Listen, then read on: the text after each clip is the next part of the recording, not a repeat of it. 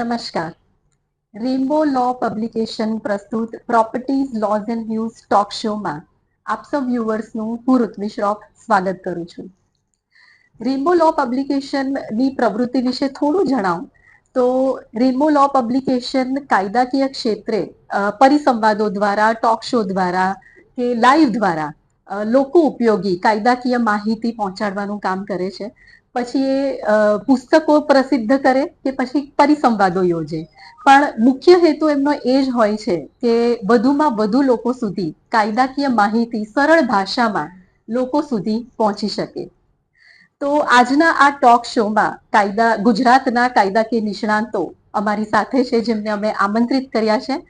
ગુજરાતના કાયદાકીય નિષ્ણાંત એડવોકેટ શ્રી વિમલભાઈ પુરોહિત અને બીજા કાયદાકીય નિષ્ણાંત આપણા ગુજરાતના એડવોકેટ શ્રી નજમુદ્દીન મેઘાણી સાહેબ. તો આપણે આ શરૂઆત કરી આ ટોક શોની કે આ સવાલોની જવાબોની કે કારણ કે સામાન્ય નાગરિકો મારા જેવા તમારા જેવા કે જેમને પ્રોપર્ટીઝ વિશે જ્ઞાન તો હોય છે, પ્રોપર્ટીઝ ખરીદી લેતા હોય છે, પ્રોપર્ટીઝ વેચતા હોય છે, પણ એના વિશે ઊંડાણમાં કે બેઝિક માહિતી, પ્રાથમિક માહિતી નથી હોતી. ઘણી બધી મૂંઝવણો, ઘણા બધા પ્રશ્નો હોય છે. તો આ કાયદાકીય નિષ્ણાંતો પાસેથી આપણે આ માહિતી લઈએ એ પહેલા હું બેઝિક જેમનો પરિચય છે આપણા આજના આમંત્રિત એડવોકેટ શ્રી વિમલભાઈ પુરોહિતનો આપવા માંગીશ પરિચય. તો ગુજરાતના કાયદાકીય નિષ્ણાંત ગુજરાત હાઈકોર્ટના રિનાઉન્ડ કુશળ એડવોકેટ છેલ્લા 2 દાયકાઓથી લેન્ડ અને રેવન્યુ લોઝ ક્ષેત્રે પ્રેક્ટિસ કરે છે. ખાસ કરીને તેઓ Gujarat high court, Gujarat revenue tribunal GRT, special secretary revenue department SSRD સમક્ષ કુશળતાપૂર્વક પ્રેક્ટિસ કરી રહ્યા છે. His expertise, especially in land acquisition, જમીન સંપાદન, property ownership disputes, tenancy matters, NA, NOC permissions તથા agricultural land sealing issues and compensation claims અને આ બધી જ મેટરમાં ખૂબ જ પાવરદાર છે. Land revenue code, Bombay tenancy અને એગ્રીકલ્ચરલ લેન્ડ્સ એક્ટ અને ટાઉન પ્લાનિંગ લોઝ અંગેની માસ્ટરી, જેમાં એમની ખૂબ જ મજબૂત પકડ છે અને જેને કારણે એમણે ખૂબ જ લેન્ડમાર્ક જજમેન્ટ્સ આપ્યા છે. ઇવન સુપ્રીમ કોર્ટમાં પણ એમણે ખૂબ જ લેન્ડમાર્ક જજમેન્ટ્સ આપ્યા છે. આ પ્રોફેશનલ કારકિર્દી ઉપરાંત he is known for his strategic brilliance, persuasive courtroom advocacy and unwavering commitment to justice.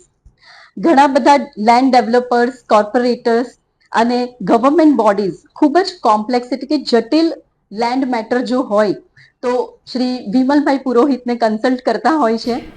અને અબોવ ઓલ આ બધી જ કારકિર્દી ઉપરાંત તેમની એક પર્સનાલિટી, એક વ્યક્તિત્વ, એક એમનું ચોક્કસ વિઝન છે અને એક ઇન્ટિગ્રિટી, પ્રામાણિકતા અને સતત સકારાત્મક પરિણામ તેઓ આપતા હોય છે.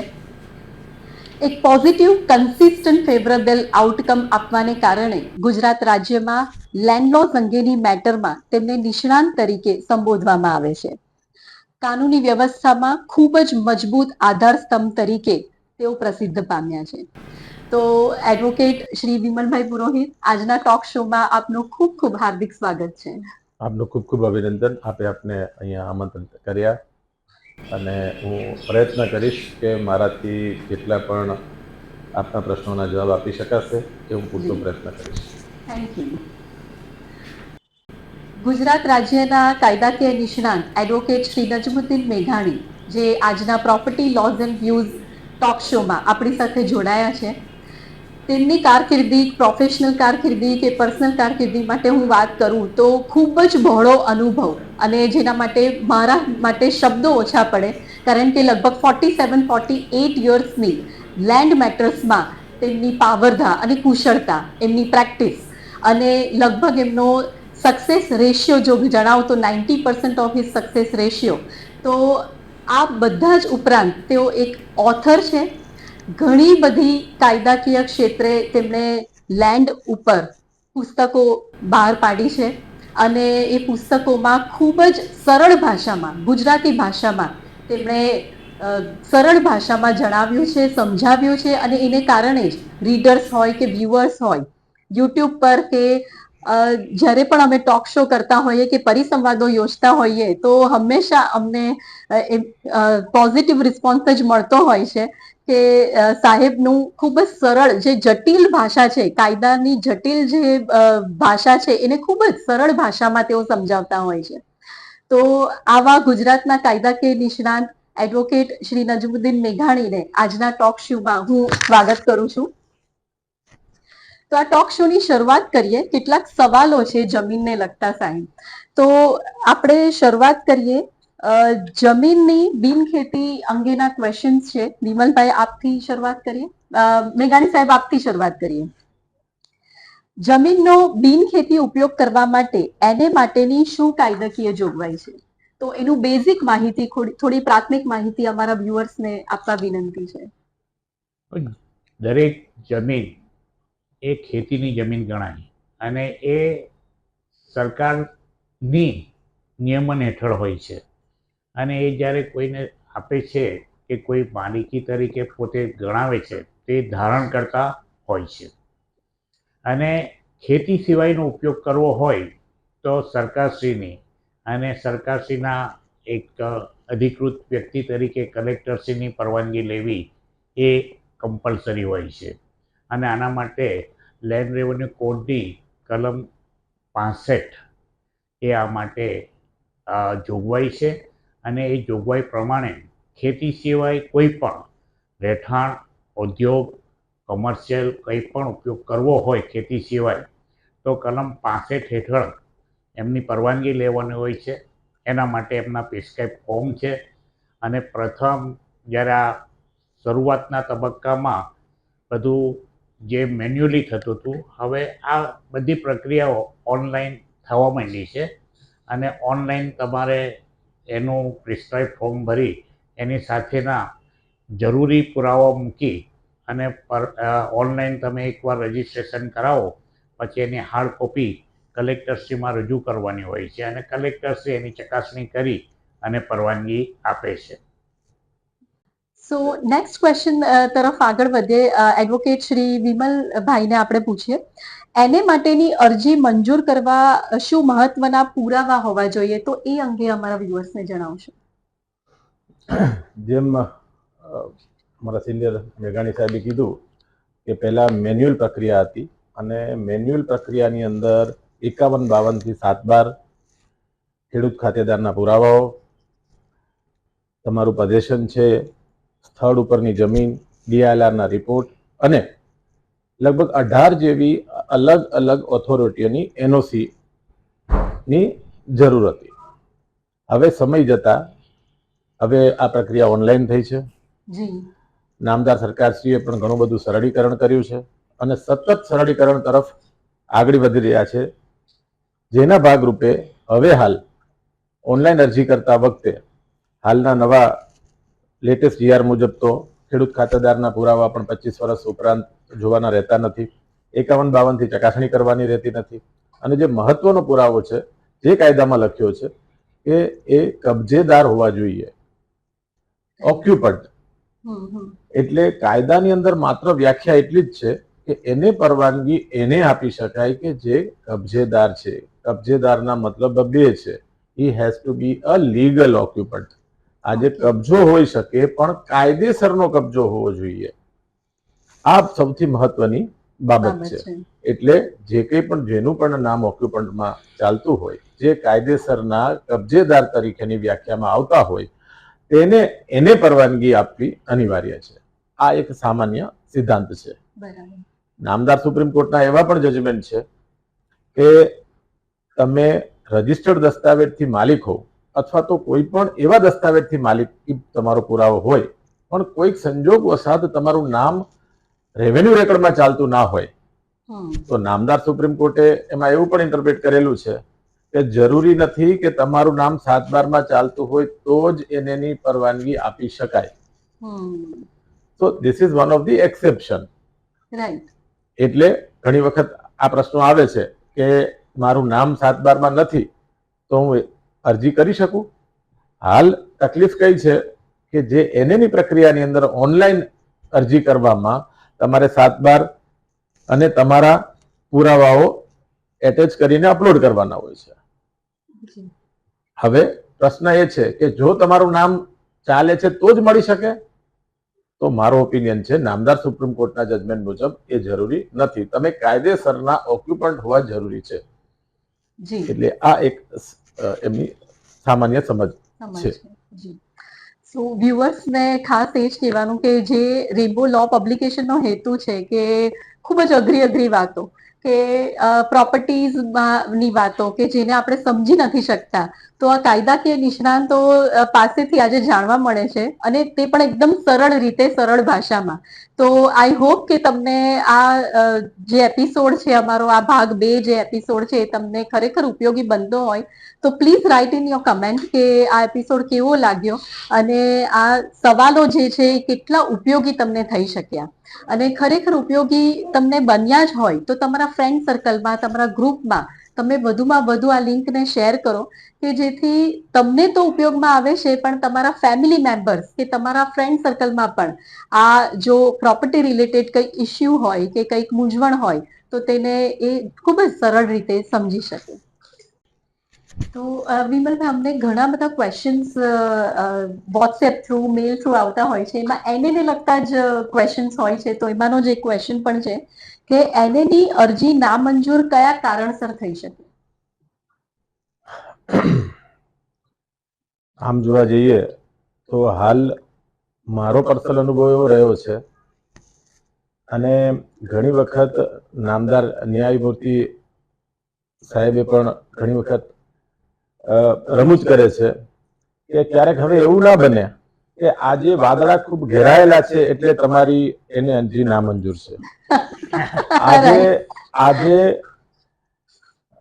ચોમાસું પૂરું બેઠેલું નથી એટલે તમારી, આવા પણ, મારો કહેવાનો મતલબ એવો છે કે કાયદાથી વિપરીત, પ્રસ્થાપિત સિદ્ધાંતોથી વિપરીત અને અસંખ્ય નામદાર હાઈકોર્ટ અને સુપ્રીમ કોર્ટના જજમેન્ટોમાં જે કાયદો પ્રસ્થાપિત કર્યો છે તેનાથી વિપરીત હાલ એવું જોવામાં આવ્યું છે કે ક્ષુલ્લક બાબતોએ એની અરજીઓ નામંજૂર થાય છે. નામંજૂરમાં પણ એવું છે કે હવે એક સ્ટાન્ડર્ડ ફોર્મેટ, એનો એક ઇતિહાસ છે. હવે હું આગળના કદાચ પ્રશ્નની અંદર પેલો કહીશ, પણ સમજવાની બાબત એ છે કે જે તે વખતે એનએની અરજી ડિસાઇડ કરવા માટે કાયદામાં 90 દિવસનો સ્ટેટ્યુટરી પીરિયડ આપેલો છે, પરંતુ મેન્યુઅલ વખતે આ પીરિયડ ક્યારે એડહેર થતો નહોતો. જેથી કરીને શું થતું હતું, અને પ્રીમિયમ નક્કી કરવા માટેની પ્રક્રિયા ડીએલપીસી, એસએલપીસી એટલે કે કમિટી બજાર કિંમત નક્કી કરતી હતી. એ મુજબ જે તે વખતની જે સરકારશ્રીની નીતિ હતી એ મુજબ પ્રીમિયમ લેવામાં આવતું હતું. એટલે થતું હતું એવું કે આજે કોઈ અરજદારે અરજી કરેલી છે, એ 2 મહિના, 3 મહિના, 6 મહિના, 12 મહિના, 2 વર્ષ સુધી પણ નિર્ણિત થતી નહોતી. જેથી કરીને એ દરમિયાન એમની અરજી પેન્ડિંગ છે તે દરમિયાન જો માર્કેટની કિંમત વધે છે તો અરજદારનો કોઈ વાંક ન હોવા છતાં જે દિવસે નિર્ણય થાય છે એ દિવસનું પ્રીમિયમ લાગુ પાડવામાં આવે છે. અને એવું પણ થતું કે જે તારીખે નિર્ણય થયો હોય અને જે અરજી કરી હોય એ બંનેની અંદર જમીન આસમાનનો પ્રીમિયમમાં ફરક આવે, જે કારણ વગર 90 દિવસની સ્ટેટ્યુટરી પીરિયડ હોવા છતાં જો અધિકારી એની નિર્ણય નથી કરતા તો એનો દંડ ભોગવવો પડતો હતો અરજદારને. એટલે પછી આ ઇસ્યુ એક વખત નામદાર હાઈકોર્ટની અંદર લેવામાં આવ્યો, અને અલ્ટિમેટલી એમાં એવું ડિસાઇડ થયું કે પ્રીમિયમનો દર તો એ જ લેવામાં આવે જે દિવસે કલેક્ટર સહી કરશે. એટલે પ્રીમિયમ જે તારીખે જે બજાર કિંમત સહી કરતી વખતે હશે એપ્લિકેબલ એ જ થશે. તો હવે નારાજગી એવી ઊભી થઈ અરજદારોમાં કે સ્ટેટ્યુટ એમ કહે છે કે તમારે 90 દિવસમાં નિર્ણય કરવાનો, તમે નિર્ણય કરતા નથી. હવે જે દિવસે સહી કરે છે અમારે પ્રીમિયમ એ દિવસનું ભરવાનું થાય છે. ખૂબ રજૂઆતના અંતે નામદાર ગુજરાત સરકારે સરળીકરણ અને આનું સ્પષ્ટીકરણ કરવા માટે અને એની માર્ગદર્શિકાના ભાગરૂપે એવા જીઆર લાવ્યા. જેની અંદર 90 દિવસનો સ્ટેટ્યુટરી પીરિયડ કમ્પલસરી એમને એડિયર કરી અને ચોક્કસપણે અરજીનો નિકાલ કરવા માટે થઈને એના નિર્દેશ આપવામાં આવ્યા. જી હવે થતું હતું એવું કે 90 દિવસ દરમિયાન અરજીનો નિર્ણય થઈ શકેલ નથી, પરંતુ જો 90 દિવસ થઈ જશે તો પરિપત્રનો ભંગ થશે. હમ એટલે વચ્ચેનો રસ્તો જે કદાચ તંત્ર સંબંધિત અધિકારી કાઢતા હમ તે કોઈ ક્ષુલ્લક ક્વેરી કાઢીએ અને દફતરે કરતા અને નીચે એક વાક્ય લખે કે આ પૂર્તતા કર્યેથી પુનર્વિચારણાની અરજી કરી શકશો. બરાબર. એટલે બે વસ્તુ થઈ, નામંજૂર નથી કરી, દફતરે કરેલી છે. ખરેખર દફતરે કરવાની કોઈ જોગવાઈ કાયદામાં નથી. નામદાર હાઈકોર્ટની ડિવિઝન બેન્ચે તો એવું કીધું છે કે એની અરજી કાં તો મંજૂર થાય કાં તો નામંજૂર થાય. આ દફતરેનો વચ્ચેનો રસ્તો ક્યાંય કાયદામાં છે નહીં. છતાં સગવડતા માટે હમ મોટા ભાગે હું આજે ચર્ચા કરું છું એ પ્રેક્ટિકલ અમારા 20 વર્ષના અનુભવ અને અમારી પાસે જે અરજદારોના કેસો આવે છે એના પરથી કહું છું. રાઈટ. હા એટલે થતું એવું કે દફતરે કરી દીધી, હવે પ્રક્રિયા એમની ચકાસણી કરવાની પ્રક્રિયા અધૂરી છે. એટલે એ વખતે જે યોગ્ય લાગ્યું તે રીઝન આપતા. હવે અમુક એવા રીઝન હું આપને કહું તો આપને ખૂબ નવાઈ લાગશે, પણ જે આપણા શ્રોતા મિત્રો છે હમ એ કબૂલ છે. ખેડૂત ખાતાદારની ખરાઈ નહીં થતી હોય હાલ દફતરે, એન્ટ્રી નંબર ફલાણી 1972 ની છે હમ એ એન્ટ્રી રિવિઝનમાં ખરેખર લેવાની થતી હોય એની પ્રક્રિયા હાલ ચાલુમાં હોય દફતરે, તમારા પુરોગામી મૂળ ખેડૂત ખાતેદાર હતા કે નહીં એની ખરાઈ ન થતી હોય રદ, તમારા ક્ષેત્રફળની અંદર વિસંગતતા છે કે નહીં તે ચકાસવાની થતી હોય, હા રાઈટ. તમારા પુરોગામી વિલથી ખેડૂત ખાતેદાર થયેલા છે તો ગણોત ધારાનો ભંગ થાય છે કે નહીં તે ચકાસવાનું થતું હોય, હમ ટુકડા ધારાનો ભંગ થાય છે કે નહીં એ ચકાસવાનું થતું હોય, આ પ્રકારના કારણો આપી અને એની અરજી દફતરે કરવામાં આવતી. એવા પણ કારણો હતા કે 1972 ની અંદર એક ઓર્ડર થયો છે, સીલિંગમાં ઓર્ડર થયો છે, ગણોત ધારામાં થયો છે, એ રિવ્યુ થયો છે કે નહીં એની ચકાસણી કરવાની બાકી હોય, હાલ રદ, હાલ દફતરે.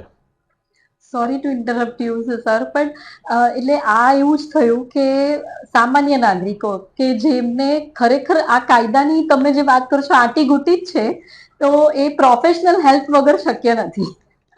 કારણ કે આ જે તમે જેટલા પણ રીઝન કીધા એ અમારા માટે તો સમજવા એટલે એક એવું લેવલ છે કે સમજણ બહારની વાત છે. એટલે પ્રોફેશનલ હેલ્પ વગર એ શક્ય નથી બનતું. મેઘાણી સાહેબ. ઋત્વિબેન આમાં છે વિમલભાઈ જે કીધું ને હા એ એમણે એ પરિસ્થિતિમાં કીધું કે જ્યારે દફતરે કરવામાં આવે છે ને તો એમાં જે કારણ આપવામાં આવે છે તે કારણોનું અસ્તિત્વ કાયદામાં કોઈ જગ્યા પર નથી. જગ્યા પર એટલે હવે હું એ વાત અને આવું છું. એટલે શું છે કે એમને પોતાના ઉપર જે બંધન છે કે 90 દિવસમાં નિકાલ કરવો, કરવો. હા અને જો હા. 90 દિવસમાં નિકાલ ના થાય તો એમના પર બ્લેમ આવે હા કે આ બરાબર. કેમ નથી કર્યું, હા. એટલે એમની જે કાર્યક્ષમતા હોય તેના પર પ્રશ્ન ઉભો પ્રશ્ન થાય. ઉભો થાય. એટલે ઘણી વાર તો શું છે કે 89 ડેઝ હોય ને ત્યારે સાંજે સહી કરે ઓહ એક દિવસ પહેલા અને બરાબર. પછી મોકલે. હવે એ બંધ કરવા માટે કઈ ને કઈ રસ્તો કારણ જોઈએ ને, વચ્ચેનો કઈ રસ્તો. કાઢવો પડે. તો એ નાના બાળક જેવું કારણ કાઢે. હમ મારા જે સ્કૂલમાં નથી જવું તો મારા પેટમાં દુખે છે, મારું માથું દુખે છે, હા. કે જેનું કોઈ રસ્તો જેનું કોઈ આપણે પરીક્ષણ કરી જ ના નહીં કરી શકીએ. શકીએ. right. એટલે વિમલભાઈ જે કારણો આપ્યા તે એવા કારણ છે કે જેનું કોઈ પરીક્ષણ જ ન થઈ શકે, બરાબર. અને છતાં એવા કારણસર એ કાયદાની જે મર્યાદા છે 90 દિવસની તેમાંથી બચવા માટે આવા કારણસર બંધ કરે, જેથી જે અરજદારો છે તેને જે કાયદાનો 90 દિવસનો લાભ મળવો જોઈએ એ મળી શકતો નથી. અને મોટે ભાગે જેમ વિમલભાઈએ કીધું કે પ્રીમિયમના દરોમાં જે ફેરફાર થાય છે ત્યારે અરજદારોને બહુ મોટું નુકસાન સહન કરવું પડે છે, સહન કરવું પડે છે. એટલે કારણો જે બતાવવામાં આવે છે ને તે કાયદામાં કોઈ લખ્યા નથી તેવા કારણોસર આ બધી દફતરે કરવામાં આવે. હવે આપનો પ્રશ્ન કે તો કયા કારણસર દફતરે થઈ શકે, થઈ શકે. હા. કયા કારણસર ન થઈ શકે એવા તો અસંખ્ય ચુકાદા આવી ગયા કે ટાઇટલ જોઈ શકાય નહીં, બીજા કાયદાનો ભંગ થતો હોય, જેમ કે એની અરજીની અંદર ગણોદ્ધારાનો ભંગ થાય છે, ટુકડાધારાનો ભંગ થાય છે, સીલિંગનો ભંગ થાય છે, અન્ય કોઈ પણ કાયદાની કોઈ પણ કલમનો ભંગ થાય છે, તે એની અરજી ચકાસણી કરતી વખતે ધ્યાને લેવાનું નથી. એમને પુરોગામી ખેડૂત ખાતેદાર છે કે નહીં એ જોવાનું રહેતું નથી. એટલે જે જોવાનું રહેતું નથી એ તો બધું આવી ગયું, પણ હવે આપણો પ્રશ્ન એ હતો કે શું જોવાનું છે? તો 2011માં નામદાર ગુજરાત સરકારે એક પરિપત્ર પાડ્યો. એ પરિપત્રની અંદર એવી સ્પષ્ટ 3 જોગવાઈઓ આપવામાં આવી કે માત્ર આ 3 જ જોગવાઈ તમારે જોવાની છે, કે આ 3 જ ચકાસણી કરવાની છે, એ સિવાય તમારે બીજી કોઈ અન્ય ચકાસણી કરવાની જ નથી. અને આ પરિપત્ર નામદાર ડિવિઝન બેન્ચે એ પરિપત્રને ધ્યાને લઈ અને ગાઈડલાઇન્સ આપી. મોટા ભાગે એ ગાઈડલાઇન્સ ની અંદર એવું છે કે જો સરકારને કોઈ પણ પ્રકારે પ્રીમિયમનો લોસ જતો હોય તો આ પ્રીમિયમના લોસ ચકાસવાની જરૂર છે, કારણ કે સ્ટેટના પબ્લિક એક્સચેકરને નુકસાન છે. તો આવી કોઈ પ્રીમિયમની બાબત આમાં સંકળાયેલી હોય અને એનો કોઈ ઇસ્યુ કોઈ ભંગ થતો હોય અથવા તો એ બાબતની કોઈ ક્ષતિ હોય તો ધ્યાને લેવાની છે. એમને એ કાયદેસરના ઓક્યુપન્ટ છે કે નહીં એ ધ્યાને લેવાનું છે. અને એમની જે ઓથોરિટીઝ છે, જે સ્ટેટ્યુટરી ઓથોરિટીઝ, જેમ કે એરપોર્ટ ઓથોરિટી છે, ઓએનજીસી છે, આરએનબી છે, કે ભાઈ રસ્તા રેખાનો ભંગ થતો નથી, એરપોર્ટ ઓથોરિટીનો ભંગ થતો નથી, તો આ તમામ નર્મદામાં નથી થતો. અને મહત્વની એ બાબત કે સંપાદન હેઠળ આ જગ્યા છે કે નહીં, કોઈ જાહેરનામું બહાર પડી ગયું છે અને આ જગ્યામાં આવરી લેવામાં આવી છે કે નહીં, તો આ જ સંજોગો છે જેના કારણે એને પરવાનગી રદ કરી શકાય. એ સિવાય અન્ય કોઈ પણ કારણે એને પરવાનગી રદ કરી શકાતી નથી. આવું 2011માં સ્પષ્ટીકરણ આવી ગયું. એની સાથે સાથે નામદાર ગુજરાત હાઈકોર્ટ એવું પણ સ્પષ્ટીકરણ કર્યું ભાયાભાઈ વરસીભાઈ આથલિયાના કેસમાં પહેલી વખત મોટાભાગે જોવામાં આવે છે કે અમારી પાસે પણ રોજ અરજદાર આવે છે, સાહેબ એની અરજી આપણે આઈને ઓર્ડર ચેલેન્જ કરવાનો છે. પૂછે કેમ? સાહેબ અમારો દાવો ચાલુ છે, અમારો આમાં હક હિસ્સો લાગે છે, અમારી સાથે ખોટું થયું છે, આમાં મને ફ્રોડ થયેલું છે. અરજદારને ખબર નથી હોતી. અરજદારને એવું છે કે એને થઈ જશે, ડેવલપ થઈ જશે, આગળ વેચાણ થઈ જશે અને અમારા હક હિત ડૂબી જશે. પહેલી વખત નામદાર ગુજરાત હાઈકોર્ટે આનું સ્પષ્ટીકરણ કર્યું કે એને જો આપી દેવામાં આવે છે તો માત્ર ખેતીમાંથી બિનખેતીનું રૂપાંતર થાય છે, નથી તમારા હકો જતા રહેતા કે બિનખેતી જેના ફેવરમાં મળે છે તેનામાં કોઈ હકો પ્રસ્થાપિત થતા. બરાબર. જતાય નથી રહેતા અને પ્રસ્થાપિત પણ નથી થતા. એ માત્ર એક ટેકનિકલ પ્રક્રિયા છે. જે ખેતીનો કર લેતા હતા હવે બિનખેતીનો લેવાનો છે, ખેતીનો ઉપયોગ થતો હતો હવે બિનખેતીનો ઉપયોગ કરવાનો છે. પણ તમારા જે હકો છે એ તો ત્યાંના ત્યાં જ છે અને હક તો માત્ર નામદાર સિવિલ કોર્ટ ડિસાઈડ કરશે. એટલે પહેલી વખત એવું પ્રસ્થાપિત સ્પષ્ટપણે કર્યું કે જે વ્યક્તિ એને નો ઓર્ડર ચેલેન્જ કરતો હોય અને ટાઇટલ બાબતે એમની કોઈ દુવિધા હોય કે એમનો કોઈ ગ્રીવિયન્સ હોય, એમની ફરિયાદ હોય કે ભાઈ હું દીકરી છું, મારો 6ઠ્ઠો ભાગ પોસાતો તો મારા ભાઈએ ખોટું પેઢી નામું કર્યું અથવા તો ક્ષતિથી મારું નામ રહી ગયું હતું, ખેડૂત ખાતેદાર નતા, મને પૂરતા પૈસા નતા મળ્યા, મારી સાથે છેતરપિંડી થઈ હતી, તો નામદાર ગુજરાત હાઈકોર્ટે ચુકાદામાં એવું કીધું કે જો કોઈ પોતાના સિવિલ રાઇટ ના કારણે ચેલેન્જ કરતા હોય તો એમને પહેલા પોતાના રાઇટ પ્રસ્થાપિત કરવા પડે. હવે જો સિવિલ કોર્ટ એમ કે ઓકે તમે સાચા હતા અને તમારો દાવો મંજૂર કરવામાં આવે છે અને તમારી વાત સાચી છે, તમારા ફેવરમાં ડિગ્રીમાં આવી છે, એ પછી જ એને ઓર્ડર ચેલેન્જ કરી શકે. ત્રાહિત વ્યક્તિ જેનું જમીનમાં હિત નથી તે ચેલેન્જ કરી શકતું નથી. બીજા અન્ય હવે તો છેલ્લા તો પરિપત્રો એ પણ આવી ગયા કે હવે 25 વર્ષ ઉપરાંત તો ખેડૂત ખાતેદારનું પણ આપણે એ મહત્વની એક વસ્તુ 2021ની અરસામાં નામદાર ગુજરાત હાઈકોર્ટનું ખેરુનબેન વર્સિસ સ્ટેટ ઓફ ગુજરાતમાં ગીર સોમનાથ જિલ્લાની એક મેટરની અંદર એવું પ્રસ્થાપિત કર્યું કે એનએની અરજીની ચકાસણી કરતી વખતે ખેડૂત ખાતેદાર છે કે નહીં તે ચકાસણી કરવાની રહેતી જ નથી. ઓકે. હું ખાલી માત્ર એકેડેમિક પર્પઝથી આ કિસ્સાને 2 લીટીમાં સંક્ષિપ્તમાં કહું. હમ.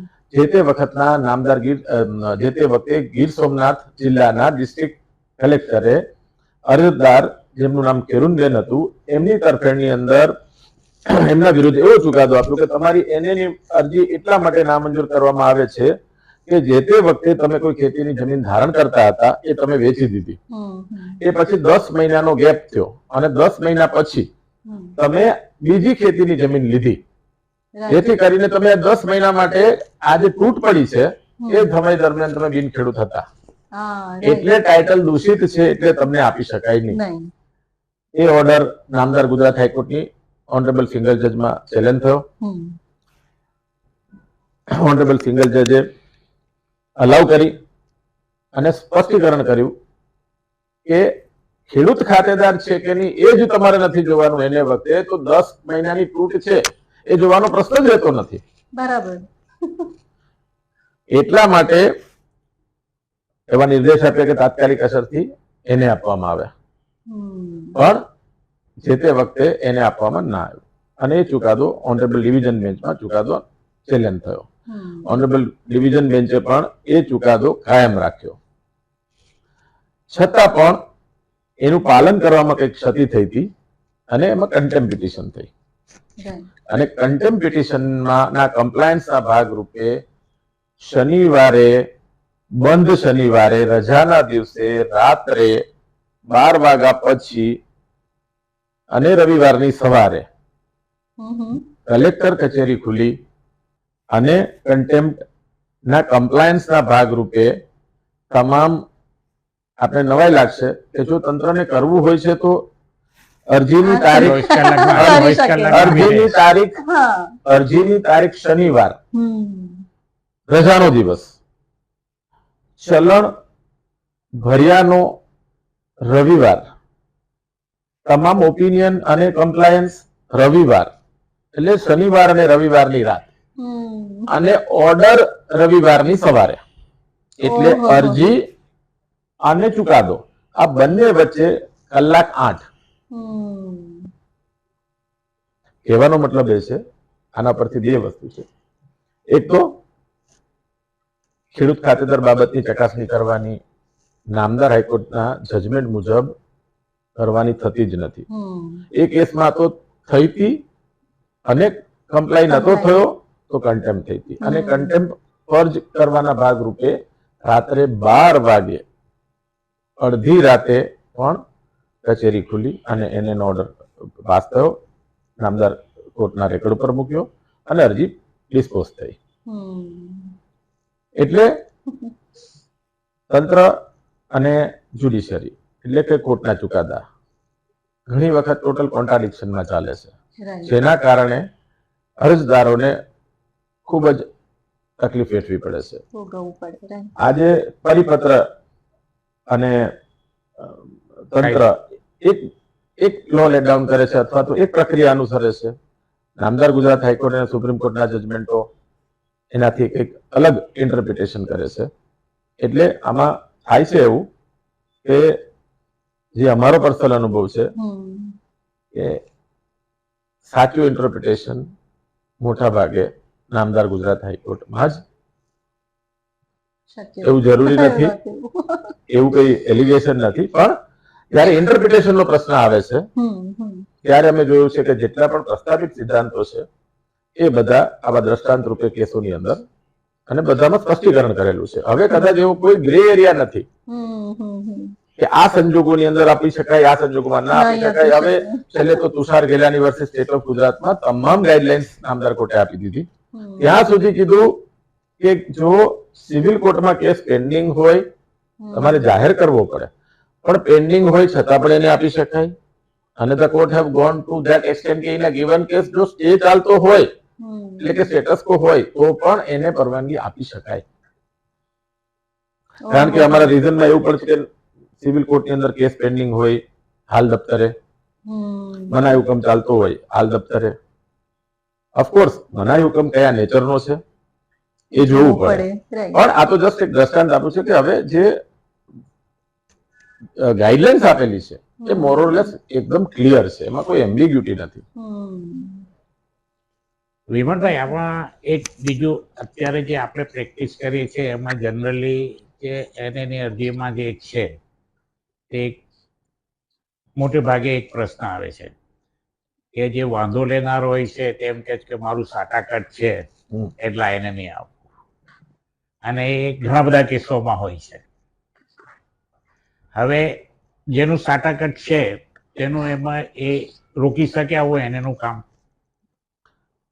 મેં જે હમણાં આપનો જવાબ આગળના જ મારા પેલા સાઇટેશનમાં છે Bhayabhai versus આથલિયા versus state of ગુજરાતમાં, એમાં પણ આવું જ હતું કે સિવિલ લિટિગેશનો ચાલુ હતા, બાનાખત હતા, પણ વાંધો લેનાર વ્યક્તિના હકો પ્રસ્થાપિત થવાના બાકી હતા. હવે આ બાનાખત હોલ્ડર નામદાર કોર્ટે એવું કીધું કે તમારા આ જો બાનાખતથી તમારા કોઈ હકો હોય તો તમે સિવિલ કોર્ટમાં જઈ સ્પેસિફિક પરફોર્મન્સનો દાવો કરીને ડિગ્રી મેળવો, પણ માત્ર મારી પાસે બાનાખત છે એટલા માટે તમે મને એને પરમિશન રોકો તો એ શક્ય નથી એમ કરી અને નામદાર કોર્ટે હજી પરવાનગી આપી. આમાં જે વ્યવહારિક જેને પ્રેક્ટિકલ કે આપણે કલેક્ટર ઓફિસમાં જે આ આર્ગ્યુમેન્ટ થાય છે ત્યારે સાટાકટ તરફે જે વકીલો રજૂઆત કરે છે તેવું કરે છે કે આ જમીનમાં અમારું હિત સંકળાયેલું છે, એ હિત સંકળાયેલું હોવાથી અમને સાંભળવા જોઈએ અને આને રોકવું જોઈએ. તો સાટાકટથી કોઈ જમીનમાં હિત ઊભું થાય અને એની પ્રક્રિયા રોકી શકે, કાયદાની શું જોગવાઈ? પ્રથમ તો હું સાહેબ એવું કહું કે એક તો બાનાખતથી ત્યારે કોઈ રાઈટ સંપાદન થતા નથી અનલેસ એ રજિસ્ટર્ડ સેલની અંદર કન્વર્ટ થાય. માત્ર બાનાખત હોલ્ડર જો એમ કહેતું હોય કે મારો આની અંદર હક પ્રસ્થાપિત થયેલો છે એટલા માટે તેને મારો વાંધો મારું હિત છે, તો સાહેબ હિત નો મતલબ એવો થાય છે કે there is some dispute to the title, એટલે કે જે એને કરાવવા વ્યક્તિ આવેલો છે એના ફેવરમાં ટાઇટલ ચોખ્ખું નથી, કારણ કે મારા ફેવરમાં આ બાનાખતના કારણે કોઈ હિત ઉત્પન્ન થઈ ગયેલું છે. તો એમાં સાહેબ હવે તો એ ફોલો થયું ને કદાચ મોર દેન 100 જજમેન્ટની અંદર આને ફોલો થયું અને જેની અંદર લો એવો લેકડાઉન થયો કે બાનાખત હોલ્ડર હોય અથવા તો બીજા કોઈ પણ પ્રકારના સિવિલ રાઇટ હિત ઊભું થયું એવો કોઈની રજૂઆત હોય તો એ રજૂઆત ધ્યાને લઈ અને એને પરવાનગી રદ કરી શકાય નહીં અથવા તો ડિનાય થઈ શકે નહીં, પરંતુ એને એવું સમજણ આપવી પડે કે તમે તમારા રાઇટ સિવિલ કોર્ટમાં પ્રસ્થાપિત કરો, કારણ કે આ એને પરવાનગી આપવાથી તમારા કોઈ રાઇટ જતા નથી રહેતા. એટલે અને બીજો નામદાર કોર્ટે તો ત્યાં સુધી કીધું કે જેનું હિત હજી સુધી પ્રસ્થાપિત નથી થયું એને સ્ટ્રેન્જર કીધું, અને સ્ટ્રેન્જર કેનોટ ઓબ્જેક્ટ કે જેનું ડાયરેક્ટલી અત્યારે કોઈ લેવા દેવા મારી જમીન સાથે નથી તો એના ઓબ્જેક્શનથી સચ ઓબ્જેક્શન કેન નેવર બી એન્ટરટેન્ડ. એટલે આપણે કાયદાની ભાષામાં વિમલભાઈ કહીએ તો કોઈનું સાટાકટ છે તો એનાથી એનું હિત ઊભું થયું છે, એ હિત ઊભું થયું છે કે નથી થયું એ રેવન્યુ ઓથોરિટી નક્કી ન કરી શકે, કારણ કે સાટાકટ અમલમાં છે, એ સાટાકટ કાયદેસરનું છે, એ સાટાકટમાં એક્ઝિક્યુશન થયું છે એ બરાબર છે કે નહીં તે તો પ્રશ્નો ઊભા રહેવાના. એટલે ખાલી કોઈ કાગળિયું સાટાકટનું આપે તો ધેટ ડઝન્ટ મીન કે એનું હિત ઊભું થયું છે એ પણ થઈ અને શકે. આપણે રાઇટલી કીધું કે રેવન્યુ ઓથોરિટી પાસે થતા જ નથી કે ભાઈ આગળથી હિત ઊભું થયું છે, સાચું છે નથી, એ કાયદેસરનું છે કે નથી, એટલે એને અવગણીને એમને તો એને પરમિશન આપે. અને મોર પર્ટિક્યુલરલી હવે જે છેલ્લું જે તુષારભાઈ ખેલાની વર્સિસ સ્ટેટ ઓફ ગુજરાતમાં તો ત્યાં સુધી કીધું છે કે ટાઇટલ તો જોવાનું છે જ નહીં, પરંતુ આ સંજોગોની અંદર આ જે પાવર્સ એક્સરસાઇઝ થાય છે એ ક્વોસી જ્યુડિશિયલ નથી, એડમિનિસ્ટ્રેટિવ પાવર્સ છે. એટલે એક એડમિનિસ્ટ્રેટિવ પાવરના એક્ઝિક્યુટિવ પાવરના ભાગરૂપે જે એમની કલમ 65 હેઠળ કલેક્ટરશ્રી પાસે જે સત્તા છે તે કલમ 48 ની અંદર જે ઉપયોગો લખ્યા છે એના રૂપાંતર કરવાની પરવાનગી માત્ર આપવાની રહે છે. પણ આની અંદર સાહેબ એક બીજો ઇન્ટરેસ્ટિંગ તમે જે કીધું એમાંથી એક બીજો પ્રશ્ન ઇન્ટરેસ્ટિંગ ઉત્પન્ન થાય હમ. કે તો શું જેમનું નામ ખોટી રીતે એટલે કે ફોર એક્ઝામ્પલ મારા ફેવરની અંદર રજીસ્ટર્ડ દસ્તાવેજ છે પણ કોઈક સંજોગોમાં કોઈક ટેકનિકલ સતીના અથવા તો કોઈક લિટિગેશન ચાલે છે એના માટે થઈને મારું નામ રેવન્યુ રેકોર્ડમાં ચડેલ નથી અને જેનું નામ ચાલે છે એ કદાચ વેચાણ આપનાર પણ અમુક કિસ્સામાં હોય છે, તો શું એ જેનું નામ ચાલે છે તે એને કરાવવા જશે તો શું આ પરિસ્થિતિમાં એના ફેવરમાં એને પરમિશન આપી શકાય કે નહીં? તો સાહેબ એટલા માટે થઈને કલમ 65 માં એક શબ્દ લખ્યો છે inquiry. The collector shall inquire into, એટલે એ ચકાસણી માત્ર એને એટલી જ કરવાની છે. આજે સાહેબ આ બહુ ઇન્ટરેસ્ટિંગ છે કે એક બાજુ એમ કહીએ છે કે ટાઇટલ જોવાનું નથી, તો પછી કેમ તંત્ર 51-52 થી અથવા તો ક્રોનોલોજી જોઈ છે, આ સાંકળ્યું જોઈ છે? સાહેબ મારા મત મુજબ હું એવું નથી કહેતો કે એ પ્રક્રિયા ખોટી છે, કારણ કે હજુ મારા ધ્યાનમાં એવો કોઈ કિસ્સો આવ્યો નથી કે એ ટાઇટલ જોતા વખતે, એ ચેન જોતા વખતે જો એવું ધ્યાનમાં આવે કે હાલનો જે અરજદાર છે તેનું એમણે તો ઓલરેડી વેચાણ કરી દીધેલું છે દસ્તાવેજથી, પણ વેચાણ રાખનારનું નામ ચડ્યું નથી, તો આ સંજોગોમાં કલેક્ટર શ્રી એ અરજદારને એને પરમિશન આપવા માટે નકારી શકશે અને નકારે. કારણ કે એટલા માટે થઈને આ જોઈ છે કે એવું તો નથી કે જેનું નામ ચાલે છે ખોટી રીતે ચાલે છે. જેનું નામ ચડવું જોઈએ એ કોઈ ટેકનિકલ કારણસર નથી ચડ્યું, એટલા માટે છે જેનું ચાલે છે પણ જેનો કોઈ હક અધિકાર નથી, એને વેચી દીધેલી છે, એમાં વારસાઈ થઈ ગઈ છે, તો એને આપી દેવી. એટલા માટે આ ઇન્ક્વાયરી, એટલા માટે તંત્ર જોઈ છે કે ભાઈ આમાં આવું કોઈ ફ્રોડ નથી. હી ધ લીગલ ઓક્યુપન્ટ ઓફ કબજેદારના કલમમાં નામ લખેલું છે, એટલે માત્ર કલમમાં નામ લખેલું છે એટલા માટે એટલે word it should be a legal lawful occupant. હવે વિમલભાઈ, બીજો આ જે આપણે આજે ચર્ચા કરીએ છીએ કે પ્રવર્તમાન સમયમાં કલેક્ટર ઓફિસમાં આવા કેસોમાં કઈ જાતના વાંધાઓ આવે છે. જી. એમાં એક મહત્વનો વાંધો એ આવે છે કે બહેનોનો વાંધો આવે છે. જી. આપ આનાથી વધારે મારા કરતા સારા પરિચિત છો. જી. કે ભાઈ ભાઈઓએ મારું નામ ચડાવ્યું નથી અને અમારું નામ નથી રહ્યું અને આ ભાઈઓ એને કરાવે છે કે ભાઈઓએ વેચી છે એટલે આ અમારો હક ડુબાડીને કર્યું છે એટલે આ એને રોકવું જોઈએ. તો હવે એ બહેનોનો હક ગણી અને એની પ્રક્રિયા રોકી શકાય? મારો ઉત્તર છે બિલકુલ ના રોકી શકાય. કારણ કે જો બહેનોનો આક્ષેપ હોય કે મારા ભાઈએ મને ભાગ આપ્યો નથી અથવા તો મારું કોઈ આની અંદર હિત સમાયેલું છે વારસદાર તરીકે, તો એનો મતલબ એવો થયો કે એને પ્રક્રિયામાં વાંધો નથી. ખેતીમાંથી બિનખેતી, એટલે પહેલા ખેતીનો કર ભરાતો હતો, હવે બિનખેતીનો કર ભરાશે. એમને તકલીફ છે કઈ કે મને મારો હક નથી મળ્યો. પણ આટલા બધા ચુકાદાઓની જે આપણે ચર્ચા કરી એને પરવાનગી આપવાથી કોઈનો હક જતોય નથી રહેતો અને કોઈને મળી પણ નથી જતો. એટલે આ રીતે જે અત્યારે જનરલી બહેનો તરફથી વાંધા લેવામાં આવે છે તે પરમિસેબલ નથી કાયદા પ્રમાણે, એમ આપણે કહી શકીએ. એમ કહી શકાય. અને એમને એવી સલાહ આપી શકાય કે આપને હક બાબતે લડવાનું હોય તો આપ નામદાર સિવિલ કોર્ટની અંદર આપના હક માટે થઈને દાવો કરી શકો. નામદાર સિવિલ કોર્ટ ચોક્કસપણે તમારો જો હક હશે તો તમને ન્યાય મળશે, અને જો ન્યાય મળશે અને તમે જીતશો તો જે ખેતીની અંદર તમારો 5મો 6થો 7મો જે ભાગ તમે એવો કે ચુકાદો મેં નથી જોયો કે સાહેબ એક વખત હવે એને થઈ ગયું છે ને એટલે તમને ભાગ નહીં મળે.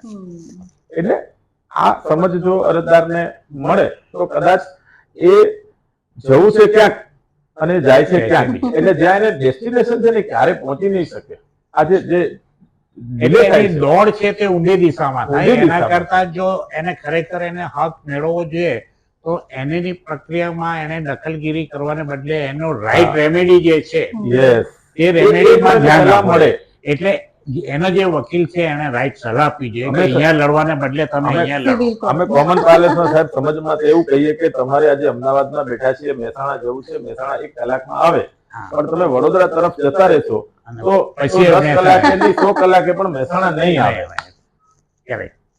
એટલે આવું છે. Okay.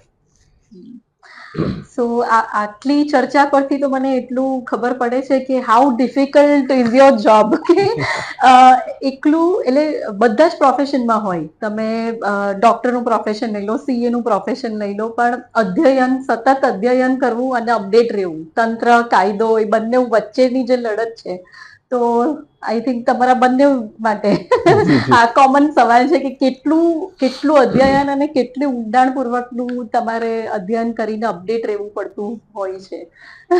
અમે એ જેટલા તો અપડેટ અમારો રહીશું, વ્યવસાય છે ને. અમે જેટલા અપડેટ રહીશું એટલા અમે કદાચ અરજદારને મદદરૂપ થઈ મદદરૂપ. શકશું. અને this is our profession. Profession. So that You're we have to. enjoying your Yes, certainly. right. જી. Okay. તો બીજો ક્વેશ્ચન છે વિમલભાઈ કે એનએની અરજીના નિર્ણય ઉપર છે. એનએની અરજી પર નિર્ણય લેવા કલેક્ટર કચેરી તરફે 1948-1956 થી રેવન્યુ રેકર્ડની ચકાસણી કરવામાં આવે છે, તો તેની કાયદામાં શું જોગવાઈ છે? હમણાં જ આપણી આ વાત થઈ ને, એટલે એમાં પેલું એ પણ આવી ગયું તમારું કે થઈ હવે ગયું. ચકાસણી પહેલા કરવાની રહેતી હતી, હવે હા. 25 વર્ષનું જે આવી ગયું. અને એટલે શું આવી કામ- ગયું. શું કામ કરવાની એનો પણ જવાબ આપ્યો કે આ લોકો શું કામ જોઈશે, હા, તો કે એટલે એવું એ નથી પણ ને આવી કે ગયું. કોઈ ખોટો માણસ વચ્ચે આવી ગયો છે હમ. જે ખરેખર હકદાર નથી, લોફુલ પણ હમ, નથી, હમ, એટલા માટે એ ચકાસણી જરૂરી છે પણ અનિવાર્ય નથી. હમ. નેક્સ્ટ ક્વેશ્ચન બી જોઈ લઈએ એક મિનિટ. હા, 40, 50, 60 વર્ષ પહેલાની રેવન્યુ રેકર્ડની કોઈ ક્ષતિ માટે એનએની હા, અરજી હા, હા. નામંજૂર એ લેવાય. એ લેવાય, એ લઈ લઈએ. Yes. તો વિમલભાઈ બીજો એક ક્વેશ્ચન છે, એનએની કાર્યવાહીમાં 40, 50, 60 વર્ષ પહેલાની રેવન્યુ રેકર્ડની કોઈ ક્ષતિ માટે એનએની અરજી નામંજૂર કરવામાં આવે છે, તો તે અંગે કાયદાની શું જોગવાઈ છે? પેલા રમૂજમાં જેમ મેં વાત કરી કે 1971માં કોઈ હુકમ થયેલો છે અને એમાં રિવ્યુ થઈ છે કે નહીં એ અમારે ચકાસવાનું રહે છે. કાગળ આઢળ થતા નથી. પછી જે તે સમયે તમારા પુરોગામીએ 1965માં દસ્તાવેજથી જગ્યા રાખી હતી, પણ એ દસ્તાવેજની જગ્યા રાખી તે પહેલા તે ખેડૂત ખાતેદાર હતા કે નહીં તે વેરીફાઈ થઈ શકતું નથી. રાઈટ. એટલે આ બધા કિસ્સાની અંદર જે મેં પહેલા પણ કીધું કે નામદાર હાઈકોર્ટનો એવો વ્યૂ છે, કાયદાની અંદર કોઈ એવી જોગવાઈ જ નથી કે તમે આવું કરો. It is the word is only inquiry. એટલે કે રિઝનેબલ ઇન્ક્વાયરી જરૂરી છે. રિઝનેબલ ઇન્ક્વાયરી એટલા માટે જરૂરી છે કે ક્યારેક એવા કિસ્સાઓ પણ ધ્યાનમાં આવે છે કે ખરેખર સમજો કોઈ જગ્યા એગ્રીકલ્ચર લેન્ડ સીલિંગ એક્ટમાં ફાજલ થઈ ગઈ છે પણ એની અસર નથી અપાણી, ઓર્ડર થઈ ગયા છે, અસર નથી અપાણી, એટલે અરજદારના નામ ઉપર જગ્યા ચાલે છે. ટાઉન પ્લાનિંગ સ્કીમની અંદર ટીપી પડી ગઈ છે, સર્વે નંબર ચાલે છે, દુરસ્તી નથી થઈ, એના કારણે મૂળ ખાતેદારના નામે જગ્યા ચાલે છે. જગ્યા સંપાદનમાં ગઈ છે, સ્થળ ઉપર તો રોડ બની ગયો છે, નહેર બની ગઈ છે, પરંતુ એની કપાત ખાતામાં થઈ નથી. એટલે કપાત વગર સર્વે નંબરમાં અથવા તો રેવન્યુ રેકોર્ડમાં એમનું નામ પૂરેપૂરા ક્ષેત્રફળમાં ચાલે છે. એટલે આનાથી દોરવાઈને જો અજ્ઞાનતા અથવા તો બીજી કોઈ રીતે અરજદાર એ ક્ષેત્રફળ શીખે ની એને પરવાનગી માગે તો એના માટે આ રિઝનેબલ ઇન્ક્વાયરી જરૂરી છે. પણ આપે જે પ્રશ્ન કર્યો કે જો આવી કોઈ એરર હોય તો શું કરવાનું, તો જો એરર હોય તો નામદાર હાઈકોર્ટે એવું કીધેલું છે કે જો એરર હોય તો તમારે એ એરર રેક્ટિફાઈ કરવાની છે.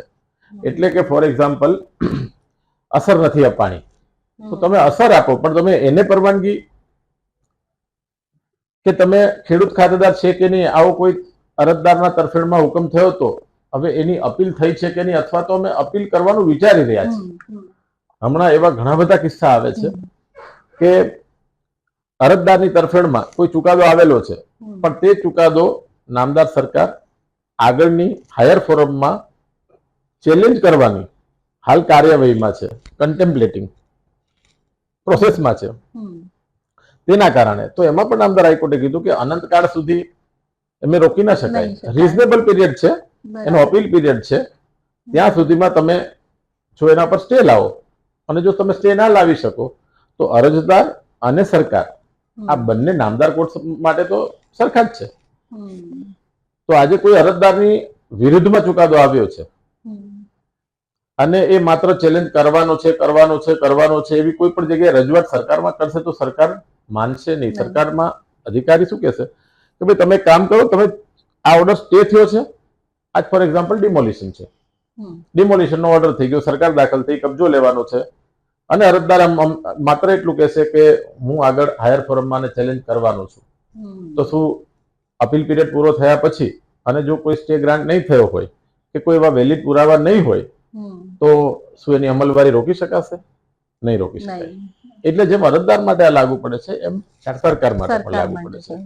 એટલા માટે આપનો પ્રશ્ન કે આ પરિસ્થિતિમાં 40ના 50 વર્ષ જૂના, હું એક આપણે નાનું ઉદાહરણ આપું. આપણે એમ કહીએ છીએ કે સિવિલ કોર્ટ રાઈટ ડિસાઇડ કરે છે. આપ કોઈ સિવિલ કોર્ટની અંદર કોઈ કેસ જીતી ગયા, પણ આપ એનું એક્ઝિક્યુશન 12 વર્ષ સુધી નથી કરતા, તો 12 વર્ષ અને 1 દિવસ ઉપર થાય છે તો એ તમારી પેપર ડિક્રી થઈ ગઈ. તો જો સિવિલ કોર્ટમાં લડીને કોમ્પિટન્ટ ઓથોરિટીમાં તમારો હક પ્રસ્થાપિત થયો હોવા છતાં તમે એનું એક્ઝિક્યુશન 12 વર્ષમાં ના કરો તો એ પેપર ડિક્રી થઈ ગઈ. તો પછી સરકાર માટે પણ જે ચુકાદો છે તો દરેકે એટલે એમ કહેવાય છે કે ઇવન અ વોઇડ ઓર્ડર જે મૂળથી નિરર્થક છે એ ઓર્ડર પણ એમને લિમિટેશન પીરિયડમાં અને એ સક્ષમ અધિકારી સમક્ષ ચેલેન્જ કરવો પડે. એમાં એક જાર્ગન એવું છે કે એવું કહેવાય છે કે illegality does not reflect in the forehead. આજે કોઈ ચુકાદાની ઉપર અથવા તો કોઈ ટ્રાન્ઝેક્શનમાં કોઈ વ્યક્તિની ઉપર કપાળમાં લખેલું નથી કે આ નલ એન્ડ વોઇડ છે, તો એને પ્રસ્થાપિત કરવું પડે, એને કોમ્પિટન્ટ કોર્ટે નલ એન્ડ વોઇડ જાહેર કરવું પડે. માત્ર ઇલીગલ છે, વોઇડ છે એવું કહેવાથી કોઈ ટ્રાન્ઝેક્શન ઇલીગલ કે વોઇડ થઈ જતું નથી. એટલે સક્ષમ અધિકારી સમક્ષ અને વિધિન લિમિટેશન જો ચેલેન્જ થાય અને એને પ્રસ્થાપિત થાય ત્યારે એને ઇલીગલ કે વોઇડ કે ગણી શકાય. એટલે ટૂંકમાં આવી કોઈ જોગવાઈ છે નહીં, આવી કોઈ ઇન્કવાયરીની પણ જોગવાઈ નથી, અને આવી કોઈ જગ્યાએ અમારા ધ્યાનમાં કોઈ એવો ચુકાદો પણ નથી કે જેનાથી તમે આટલું જૂનું કારણ આપી accept where there is fraud. Fraud vitiates everything. ઘણી વખત એવું પણ થાય છે કે ખૂબ જ મોટો રેવન્યુ ચકાસણી કરતા ફ્રોડ થાય છે જાહેરમાં. તો ઓબ્વિયસલી ફ્રોડ માટે તો કોઈ સમય મર્યાદા, પણ એમાં બી ઇન અ ગિવન કેસ આપણે આ તો એક બહુ સેટલ લો છે, પણ એમાં પણ નામદાર સુપ્રીમ કોર્ટે એવું કીધું છે કે ફ્રોડ ટ્રાન્ઝેક્શન હોય પણ એને પણ તમે 50 વર્ષ પછી તમે ચેલેન્જ કરો ને તો એમ કીધું છે કે ઇટ ઇઝ જેને કહેવાય કે સ્ટેટ્યુટ ઉપર ફ્રોડ છે. It is a fraud on the statute. તમે જો 50 વર્ષ પછી કોઈ ફ્રોડ થયું છે તો એ કાયદાના સ્ટેટ્યુટ ઉપર તમે જો એનું લો તમે એક્ઝામિન કરતા હો તો એ ફ્રોડ છે. એટલે આવું થઈ ન શકે. જો થઈ રહ્યું છે તો મારા મત મુજબ પરમિસેબલ નથી. વિમલભાઈ, આ જે છે ને જે પૂછવાનો જે કંઈ હેતુ હશે અરજદારનો એ છે કે ઘણીવાર શું થાય છે કે કોઈ જૂની એન્ટ્રી હોય એમાં કોઈ વારસદારનું નામ ખોટી રીતે આવી ગયું હોય અથવા તો કોઈની ખોટી રીતે એન્ટ્રી પડી ગઈ હોય અને એનું નામ ચાલુ થઈ ગયું અને એ પછી 1 2 3 4 નંબર ઓફ ટ્રાન્ઝેક્શન બી થઈ ગયા. હવે જ્યારે એને કરવા જાય લાસ્ટ માણસ ત્યારે એમ કહે કે ભાઈ 65માં જે પેલું નામ છે વારસાઈમાં ખોટી રીતે દાખલ થયું એટલે અમે તમને આ આપી ન શકીએ. અને આ નંબર ઓફ કેસમાં આવા કિસ્સાઓ ધ્યાનમાં આવે છે. તો એની લીગલ પરિસ્થિતિ શું? એટલા માટે સાહેબ એમાં કોર્ટ કે છે ને, અને સામાન્ય જો ખોટી એન્ટ્રી છે તો તમારે અપીલની જોગવાઈ ચેલેન્જ કરવી પડે, અને સરકાર જો એવું ઈચ્છે તો રિવિઝન લેવાના પાવર છે. સાઈડ બાય સાઈડ એવું પણ કે છે કે રિવિઝનલ પાવર યોગ્ય સમય મર્યાદામાં વાપરવા પડે. પણ હું આપણે સાહેબ આ જગ્યાએ બહુ એક ઇન્ટરેસ્ટિંગ વાત શેર કરું. જ્યારે આપણે ડિલેની વાત આવે છે, રીઝનેબલ પીરિયડમાં હજારો જજમેન્ટો છે. આપને પણ ખ્યાલ છે 84 થી 1 વર્ષ પછી ના થઈ શકે, 3 વર્ષ પછી ના થઈ શકે. હમણાં તો નામદાર ચીફ જસ્ટિસ સાહેબનું તો ચુકાદો આવી ગયો કે જેની અંદર આવ્યું બહાર રાખ્યો કે અનરિઝનેબલ ટાઈમ પછી સુઓ મોટોની પ્રક્રિયા ન થઈ શકે. તો સાહેબ એની અંદર સમજવા જેવું એ છે કે કેમ ના થઈ શકે. આજે તમે હમણાં જે ઇસ્યુ કીધો કે જો 50 વર્ષ પહેલા એક એન્ટ્રી પડેલી છે, હું તો કહું ખરેખર ખોટી પડેલી છે, માની લ્યો 2 મિનિટ માટે ખોટી છે, તો તંત્ર આ એન્ટ્રીને ચેલેન્જ અનરિઝનેબલ પીરિયડ પછી શું કામ ના કરી શકે? તો સાહેબ બહુ સુંદર એક જજમેન્ટની અંદર નામદાર સુપ્રીમ કોર્ટે નામદાર હાઈકોર્ટે કીધેલું, એ એન્ટ્રી પડી એટલે તમારા અધિકારીએ પાડી, સર્ટિફાઈડ કરી, પ્રોસેસ પૂરો કરીને પાડી, એટલે રેકોર્ડ ઉપર છે, એટલે લિમિટેશન 60 દિવસનું છે. અપીલ કરો તો તમારા માટે પણ 60 દિવસ છે, અરજદાર માટે પણ છે. તમે 60 દિવસમાં ન કરી એટલે તમે તમારો અપીલનો રાઈટ જતો કર્યો ગણાય, પહેલી વાત. પછી તમારી પાસે એમનું ઇન્ટરનલ મેકેનિઝમ છે એની રિવિઝનની, ચાલો તમે એ પણ નથી કરતા. દર 10 વર્ષે રૂલ 110 અને 11 માં પ્રમોલ્ગેશનની પ્રોસિજર છે, એની અંદર સાહેબ આપણે ખ્યાલ છે કે સર્ટિફિકેટ ઇસ્યુ કરવાનું હોય છે કે આટલી એન્ટ્રી આ અધિકારીએ સર્ટિફાઈડ કરી દર 10 વર્ષે, અને સર્ટિફિકેટ ઇસ્યુ છેલ્લે કલેક્ટર સાહેબે કરવાનું હોય છે કે I hereby certified that all the entries of last 10 years are true and correct. તો સાહેબ 10 વર્ષે પણ તમે એ સર્ટિફિકેટ આપો છો અને પછી એમ કહો કે આમાં આ ખોટી એન્ટ્રી છે તો તમે એને નહીં કરી એટલે the principle of estoppel would apply. અને વાય એવું નથી, નોટ ફોર અ મોમેન્ટ મારું એવું કેવું છે કે જો ફ્રોડ થયું છે, ખોટું થયું છે તો છાવરવામાં આવે, એને જતું કરવામાં આવે. ના, ફ્રોડ નહીં, એટલે ખોટી એન્ટ્રી પડી છે. હા, પણ ખોટી હમણાં આપણે વાત કરી, ખોટી કોઈ પ્રસ્થાપિત કરવી પડે. હા, ખોટી પ્રસ્થાપિત કરે, બરાબર છે. એટલે ધારો કે સરકાર એને વખતે આ ઉપાડે છે તો એના જવાબ એને એસ્ટોપલ એટલે લાગે કે આટલા બધી એને તક મળી હતી, અને છતાં પણ આ સ્ટેટ્યુટરી રેમેડી છે, તમે એને અપીલ મારફતે ચેલેન્જ નથી કરતા, એને એમ કે ખોટું છે, એટલે તમે ખોટું કહેવાથી પેલી રદ થઈ જવાની છે. સમજો, એ તો એમને એઝ ઇટ ઇઝ ઊભી જ રહેશે, એ ઊભી રહે છે, તમે એને આપતા નથી એટલે ખેતી તો ચાલુ જ રહેશે. અચ્છા, એના ઉપર કોઈ આપમેળે સ્ટે નથી એટલે ટ્રાન્ઝેક્શન આગળ પેલા થાય છે, પછી ખરીદનાર છે એ મૂકશે, તો એ તો બોનાફાઇડ પરચેઝર છે. એટલે એ 3-4 ટ્રાન્ઝેક્શન પછી પણ આવું કાઢે છે. કહેવાનો મતલબ કે પરમિસેબલ નથી, કારણ કે ઘણા વખત હમણાં તો છેલ્લે એક જ નામદાર કોર્ટ પ્રશ્ન પૂછે છે કે વોટ હેવ યુ ડન? તમે જે ઇલીગલ એન્ટ્રી છે કે ટ્રાન્ઝેક્શન છે, તમે એને ચેલેન્જ કર્યો, શું આઉટકમ આવ્યો? નથી કર્યો તો આટલા વર્ષે પરમિસેબલ છે. હવે જ વસ્તુ અરજદારને લાગુ પડે છે. આજે અરજદાર કોઈ અપીલ 10 વર્ષે, 20 વર્ષે, 30 વર્ષે, 40 વર્ષે કરશે તો શું એમની અપીલ મંજૂર કરવામાં આવશે? તો જો આજે આ પાવર છે ને, આ જે કંઈ પણ આપણે એવું સમજીએ છે સામાન્ય પાર્લન્સમાં કે કાયદાની કલમમાંથી પાવર ઉદ્ભવે છે, તો એ પાવરની લિમિટેશન પણ એ જ કાયદાના પ્રોવિઝનમાં છે. તો મર્યાદાઓ એમાં જ નક્કી કરેલી છે, તો બધાએ પોતાની મર્યાદામાં જ કામ કરવું એવું સ્ટેટ્યુટ કહે છે. રાઈટ. સો નેક્સ્ટ ક્વેશ્ચન કદાચ એ પણ કવર થઈ ગયો છે, એકવાર બોલી જાઓ. એનએની કાર્યવાહી દરમિયાન કલેક્ટર શ્રી તરફથી ટાઇટલની ચકાસણી કરવામાં આવે છે, તેમાં ઘણી વખત 10, 15, 25 વર્ષ પહેલા વહેંચણી, વારસાઈ, વેચાણ નોંધ અંગેની ક્ષતિઓ ધ્યાને લઈ એનએની અરજી નામંજૂર કરવામાં આવે છે. તો તે અંગે કાયદાની શું જોગવાઈ છે? આપણે કવર કરી દીધું, ચર્ચા કરી, એટલે એ પણ થઈ ગયો છે. રહેઠાણ માટે એનએની મંજૂરી આપ્યા બાદ ઘણા વર્ષ પછી વાણિજ્ય ઉપયોગ માટે હેતુ ફેરનો રિવાઇઝડ એનએનો હુકમ મેળવવો પડે? હા, મેળવવો પડે, કારણ કે કલમ 48 ની અંદર બિનખેતી હેતુઓ આપેલા છે. રેસિડેન્શિયલ, કોમર્શિયલ, એજ્યુકેશન, ઇન્ડસ્ટ્રીયલ, દરેકના પોતપોતાના એસેસમેન્ટ અલગ છે.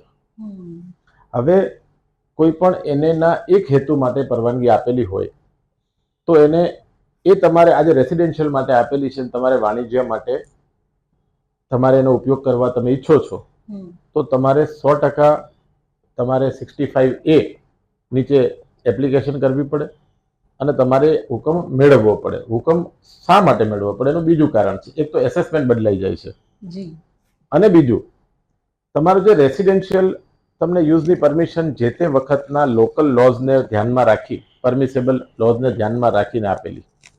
હવે ફોર એક્ઝામ્પલ વિચારો કે એ ત્યાંનું તમે જ્યારે બીજા હેતુ માટે એટલે કે વાણિજ્ય હેતુ માટે જ્યારે તમે રિવાઇઝ જેને માગો છો ત્યારે તમારો લોકલ GDCR છે અથવા તો લોકલ લો છે પરમિટ નથી કરતા તો એ ઉપયોગ માટે પરવાનગી આપી શકાય નહીં.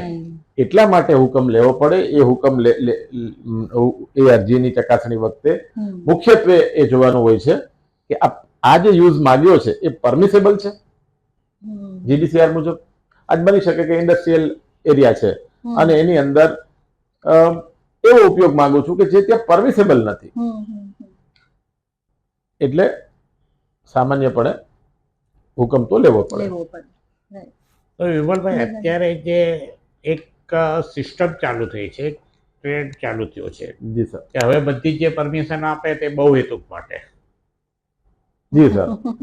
તો હવે આ જે આપણે વાત કરી જે GDCR ની, જી, તે હવે બહુ હેતુક માટે આપે તો એનો મતલબ તો એ થયો કે તમે કંઈ પણ ઉપયોગ કરી શકો, GDCR ની વિરુદ્ધ જઈને બી ઉપયોગ કરી શકો એવું ના થાય? ના, પણ તમારે સાહેબ નકશા તમને તમારી રજા ચિઠ્ઠી, તમારું ડેવલપમેન્ટ પરમિશન તમને નહીં મળી શકે. જે પરમિસેબલ એનો ત્યાં યુઝ નહીં હોય એના માટે. તો બહુ હેતુક લખવું એ વ્યાજબી છે કે પર્ટિક્યુલર તમારી વાત સાચી છે ઉપયોગ જ લખવું જોઈએ? ના, આપની વાત બિલકુલ સાચી છે, પણ ઘણીવાર એવું બની શકે કે અમુક એવો એરિયા છે કે જ્યાં એક કરતા વધારે બિનખેતી ઉપયોગની પરવાનગી આપી શકાય તેમ છે. જી. તો એવું ધ્યાનમાં રાખીને કે ભાઈ આજે અરજદાર ત્યાં કોમર્શિયલ પણ કરી શકે છે, એજ્યુકેશન ઇન્સ્ટિટ્યૂટ પણ કરી શકે છે, એનો કોઈ GDCRમાં બાદ નથી. તો બહુ હેતુક એટલે કે છે કે આમ જોવા જઈએ તો એનો પોઝિટિવ એ છે કે અરજદારને વારંવાર રિવાઇઝ માટે થઈને આવવું નથી પડતું અને બહુ હેતુકથી એ પણ મતલબ થાય છે કે એક કરતા વધારે ઉપયોગ ત્યાં પરમિસેબલ છે. આ જ ચર્ચાને થોડું એક્સટેન્ડ કરીએ તો કે નવી શરતની જમીન જૂની શરતમાં ફેરવ્યા પછી રહેણાંકના ઉપયોગનું વાણિજ્યમાં ઉપયોગ કરવામાં આવે તો નવેસરથી પ્રીમિયમ ભરવું પડે? ના, એટલા માટે કે તમારો જવાબ તમારા પ્રશ્નમાં છે. આપે એવું પૂછ્યું કે જો એક રહેણાંકમાંથી તમે બીજો બિનખેતી ઉપયોગ વાણિજ્ય કરો છો કે બીજો કોઈ પણ કરો છો તો તમારો ઉપયોગ ચેન્જ થાય છે. તમારી સત્તા પ્રકારને કોઈ ફરક પડતો નથી. Tenure does not change. સત્તા પ્રકાર તમારો નવીમાંથી જૂની થઈ ગઈ ત્યારે પ્રીમિયમ લેવાઈ ગયું એટલે તમારા નવી શરતના નિયંત્રણોમાંથી મુક્ત થઈ ગયા. નવી શરતના નિયંત્રણોમાંથી મુક્ત થયા બાદ તમે એને પરમિશન લીધી. હવે એને પરમિશન લીધી એટલે તમે હવે એનો એસેસમેન્ટ ભરો છો. તમે એનો ઉપયોગ ત્યાંના પરમિસેબલ GDCR અથવા તો લોકલ લોસ પ્રમાણે કરો છો. હવે તમે 65A મુજબ હવે બીજો કોઈ ઉપયોગ કરો છો ત્યારે પ્રીમિયમ. તો હવે પ્રીમિયમ ક્યારે આવે?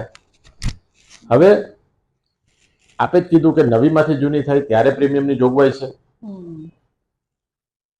મારા ધ્યાનમાં એવી કોઈ કલમ નથી કે જે રિવાઇઝ એને વખતે જેમાં પ્રીમિયમની જોગવાઈ આવે. કારણ કે આપ સમજો ટેકનિકલ એટલું જ છે કે તમે એક બિનખેતીમાંથી બીજું બિનખેતી કરો છો તો તમારો સત્તા પ્રકારને કોઈ આમ માત્ર બિલ્ડિંગમાં તમે રહેઠાણ છે એની જગ્યાએ તમે સ્ટ્રક્ચરલ ચેન્જ કરીને એમાં કમર્શિયલ કરો છો તો ગવર્મેન્ટને એનાથી કોઈ લેવા દેવા નથી.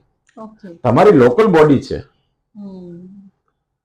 એ લોકલ બોડીને એમના પોતાના GDCR મુજબ એ પરમિસેબલ છે કે નહીં એટલું જ જોવાનું હોય છે. એટલે આની અંદર ટૂંકમાં ઘણી વખત અમે જોયું છે, હમણાં પણ એવો કિસ્સો ધ્યાનમાં આવેલો કે ખૂબ જ મોટું પ્રીમિયમની આકારણી થઈ હતી અને એની અંદર 65A વખતે એટલે કે રિવાઇઝ એને પરમિશન વખતે માંગણી થઈ હતી, જે ડિવિઝન બેન્ચ સુધી મેટર ગઈ અને અલ્ટિમેટલી આ જ હેલ્ડ કર્યું કે આ તો this is merely change of assessment ને આને પ્રીમિયમને ક્યાંય બિકોઝ કોઈ પ્રોવિઝન જ નથી ત્યાં વચ્ચે. તમે એવી કોઈ જ તમારા સત્તા પ્રકારમાં ચેન્જ નથી લાવતા અને એક તો તમે ફ્રી હોલ્ડ થઈ ગયા છો, તમે નવી શરતના નિયંત્રણો દૂર થયા છે એટલે તમે નિયંત્રણોમાંથી મુક્ત થયા, એને થયો એટલે ગણોદ્ધારામાંથી મુક્ત થયા અને ગણોદ્ધારામાંથી મુક્ત થયા તો પછી કોઈ કાયદાની અંદર એવી કોઈ કલમ અને આનુષાંગિક રહેતી જ નથી કે જેમાં પ્રીમિયમની જોગવાઈ હોય. એટલે જોગવાઈ પણ નથી અને અધરવાઇઝ પણ ન હોઈ શકે. વિપુલભાઈ, આમાં શું છે કે એક મારા અનુભવમાં જ એક મેટર આવ્યું તેમાં કે જે પ્રીમિયમનો ઓર્ડર થયો હતો ને એમાં એમ લખેલું હતું કે રહેણાંકના હેતુ માટે નવી શરતમાંથી જૂની શરત ફેરવવામાં આવે છે અને પ્રીમિયમ નક્કી કર્યું. એટલે કલેક્ટરે જ્યારે એને હેતુ ફેર માટે જ્યારે એનેમાં ગયા ને તો એમણે પ્રીમિયમ કર્યું કે જ્યારે તમને આપ્યું હતું નવી શરતની જમાનત તે ફક્ત રહેણાંક માટે જ નવી શરતમાંથી જૂની શરતમાં ફેરવવામાં આવ્યું હતું. એટલે હવે તમારે આને કરવાનું.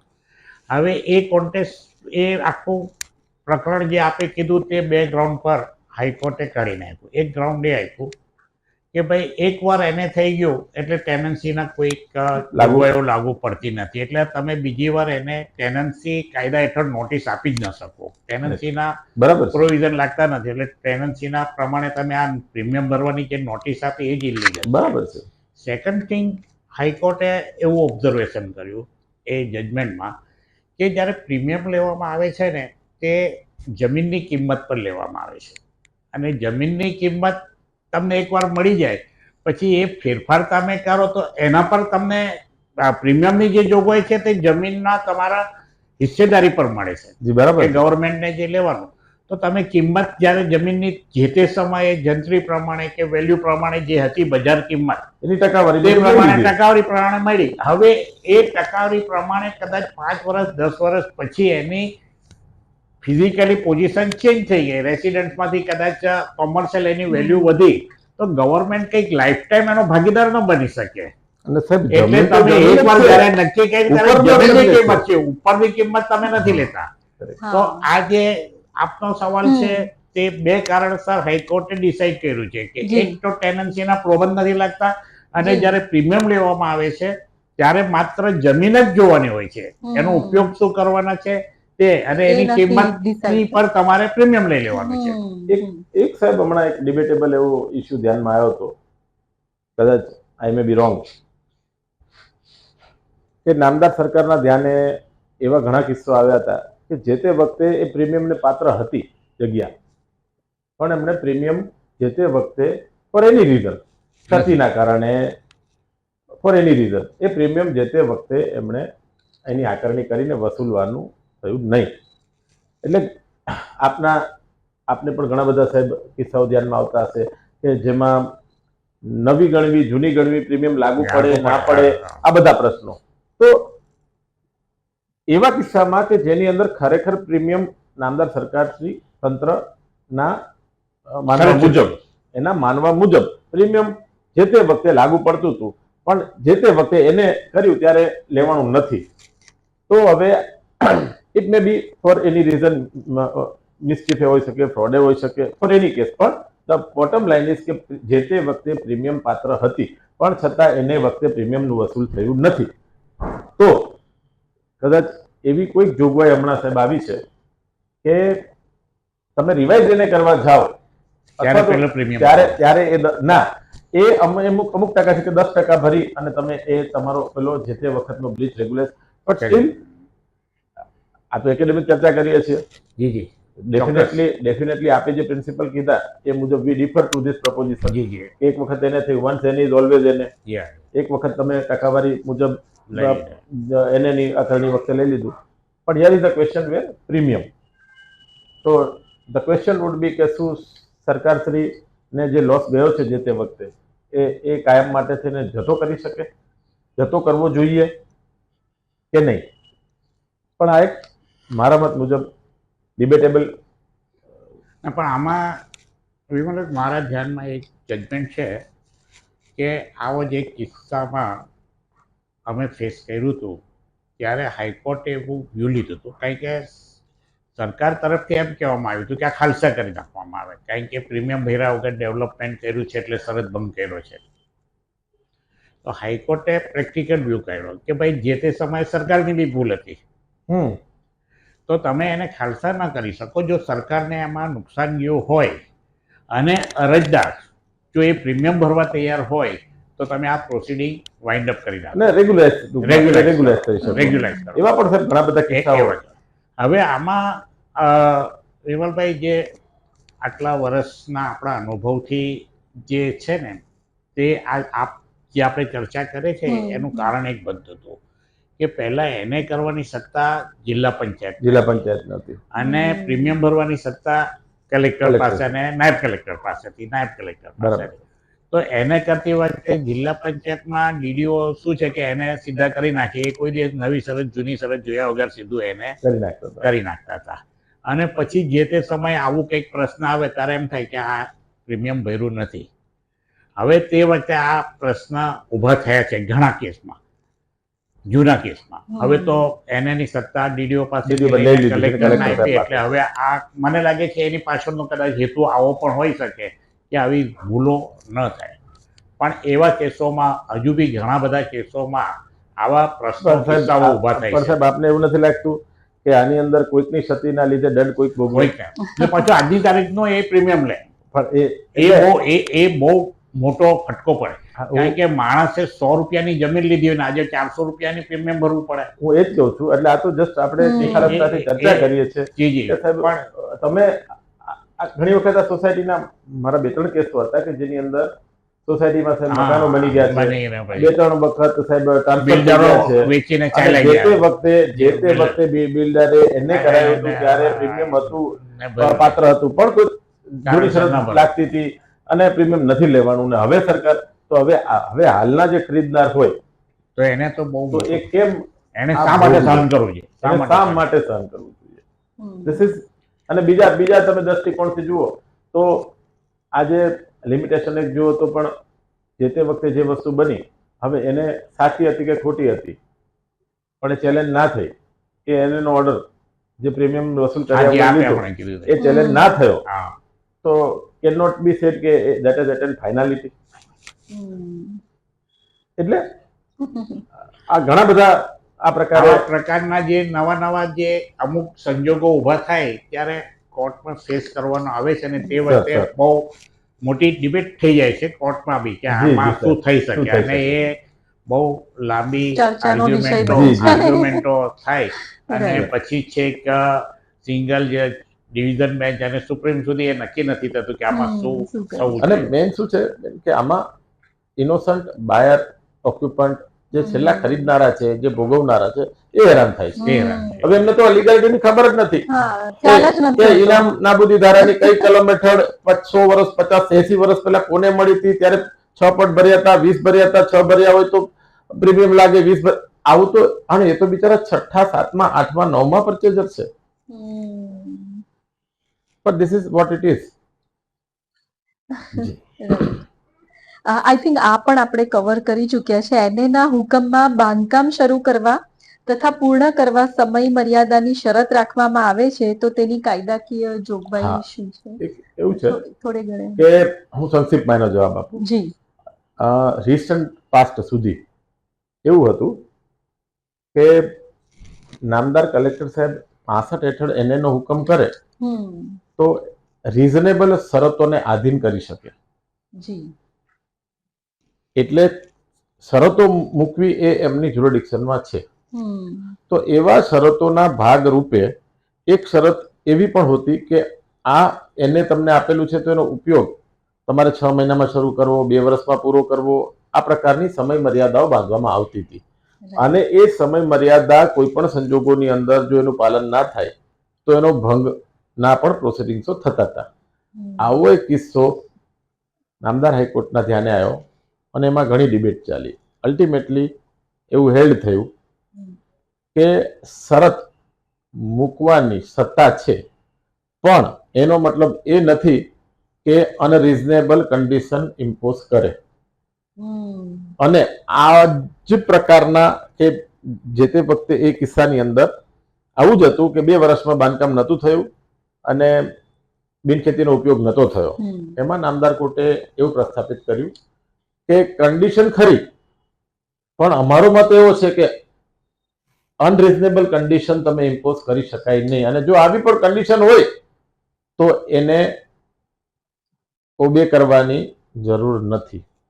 એમ કરીને એવું પ્રસ્થાપિત કર્યું કે this condition was not necessary.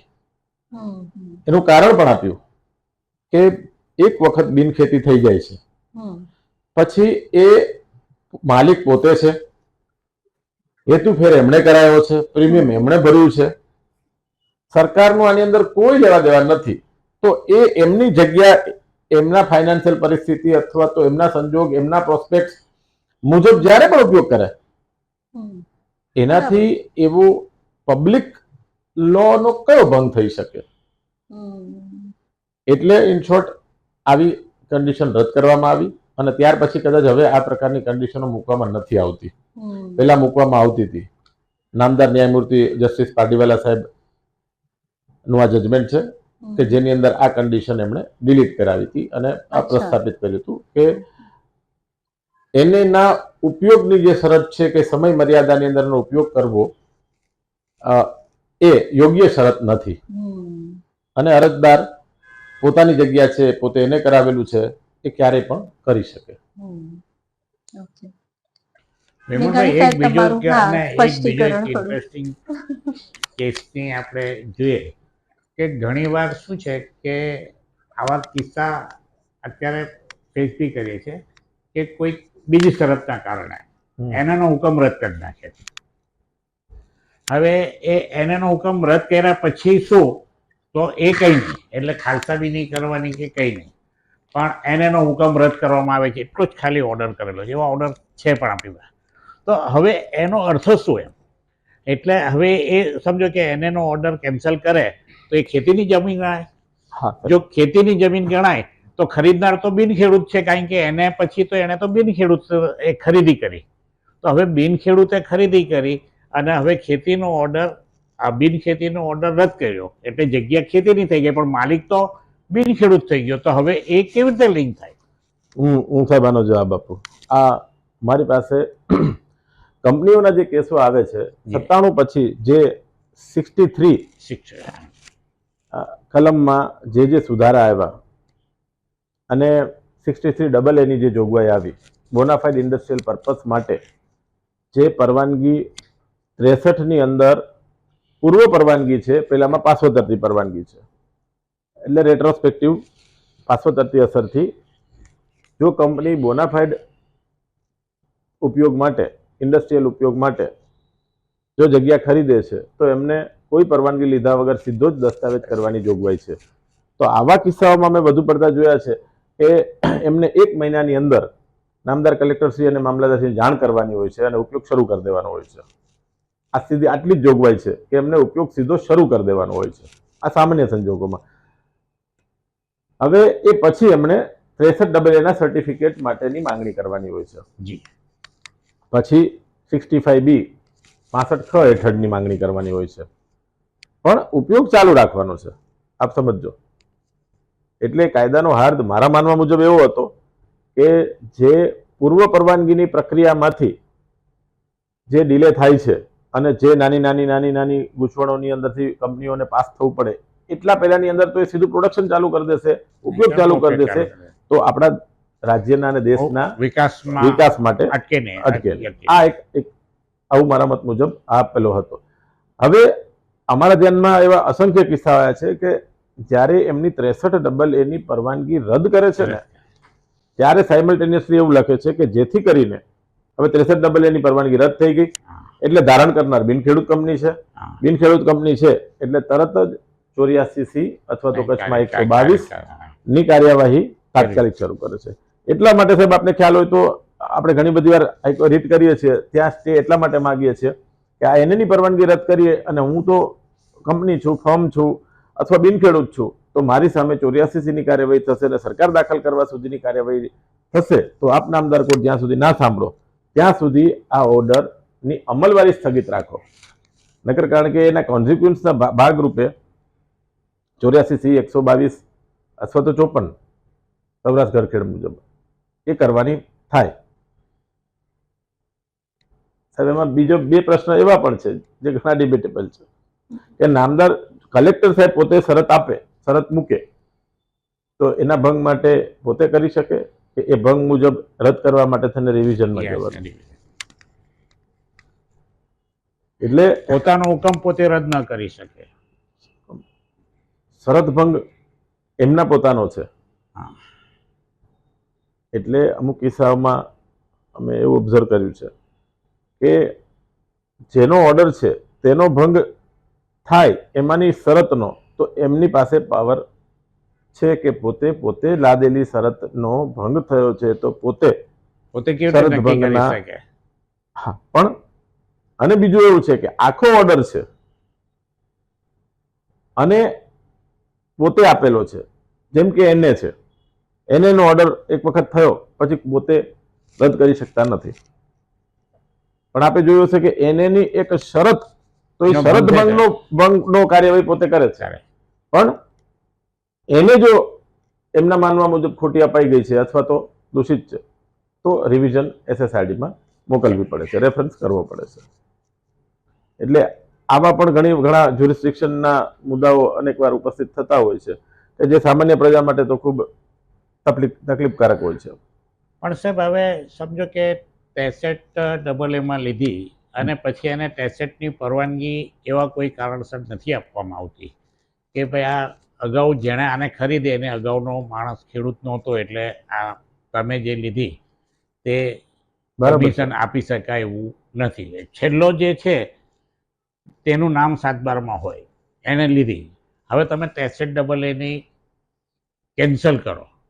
પેલા તો ઉદ્યોગ ચાલુ દીધો, કારણ કે તો સરકારના કહેવાથી ચાલુ કર્યો છે કે તમારે પરમિશન લેવાની જરૂર નથી એટલે ચાલુ કર્યો, એનો તો કંઈ વાત નથી. પણ હવે ટેસેટની પરવાનગી તમે નહીં આપશો તો પેલા એ કરી નાખ્યું તો એનું તો શું થાય? સાહેબ, એના માટે જ અસંખ્ય કેસો હાલ પેન્ડિંગ છે અને જે પ્રમાણમાં ઉદ્યોગો ગુજરાતમાં આવે છે, જે પ્રમાણમાં એની કદાચ અમલવારી આ પ્રકારના ટેકનિકલ કારણોસર થઈ શકતી નથી.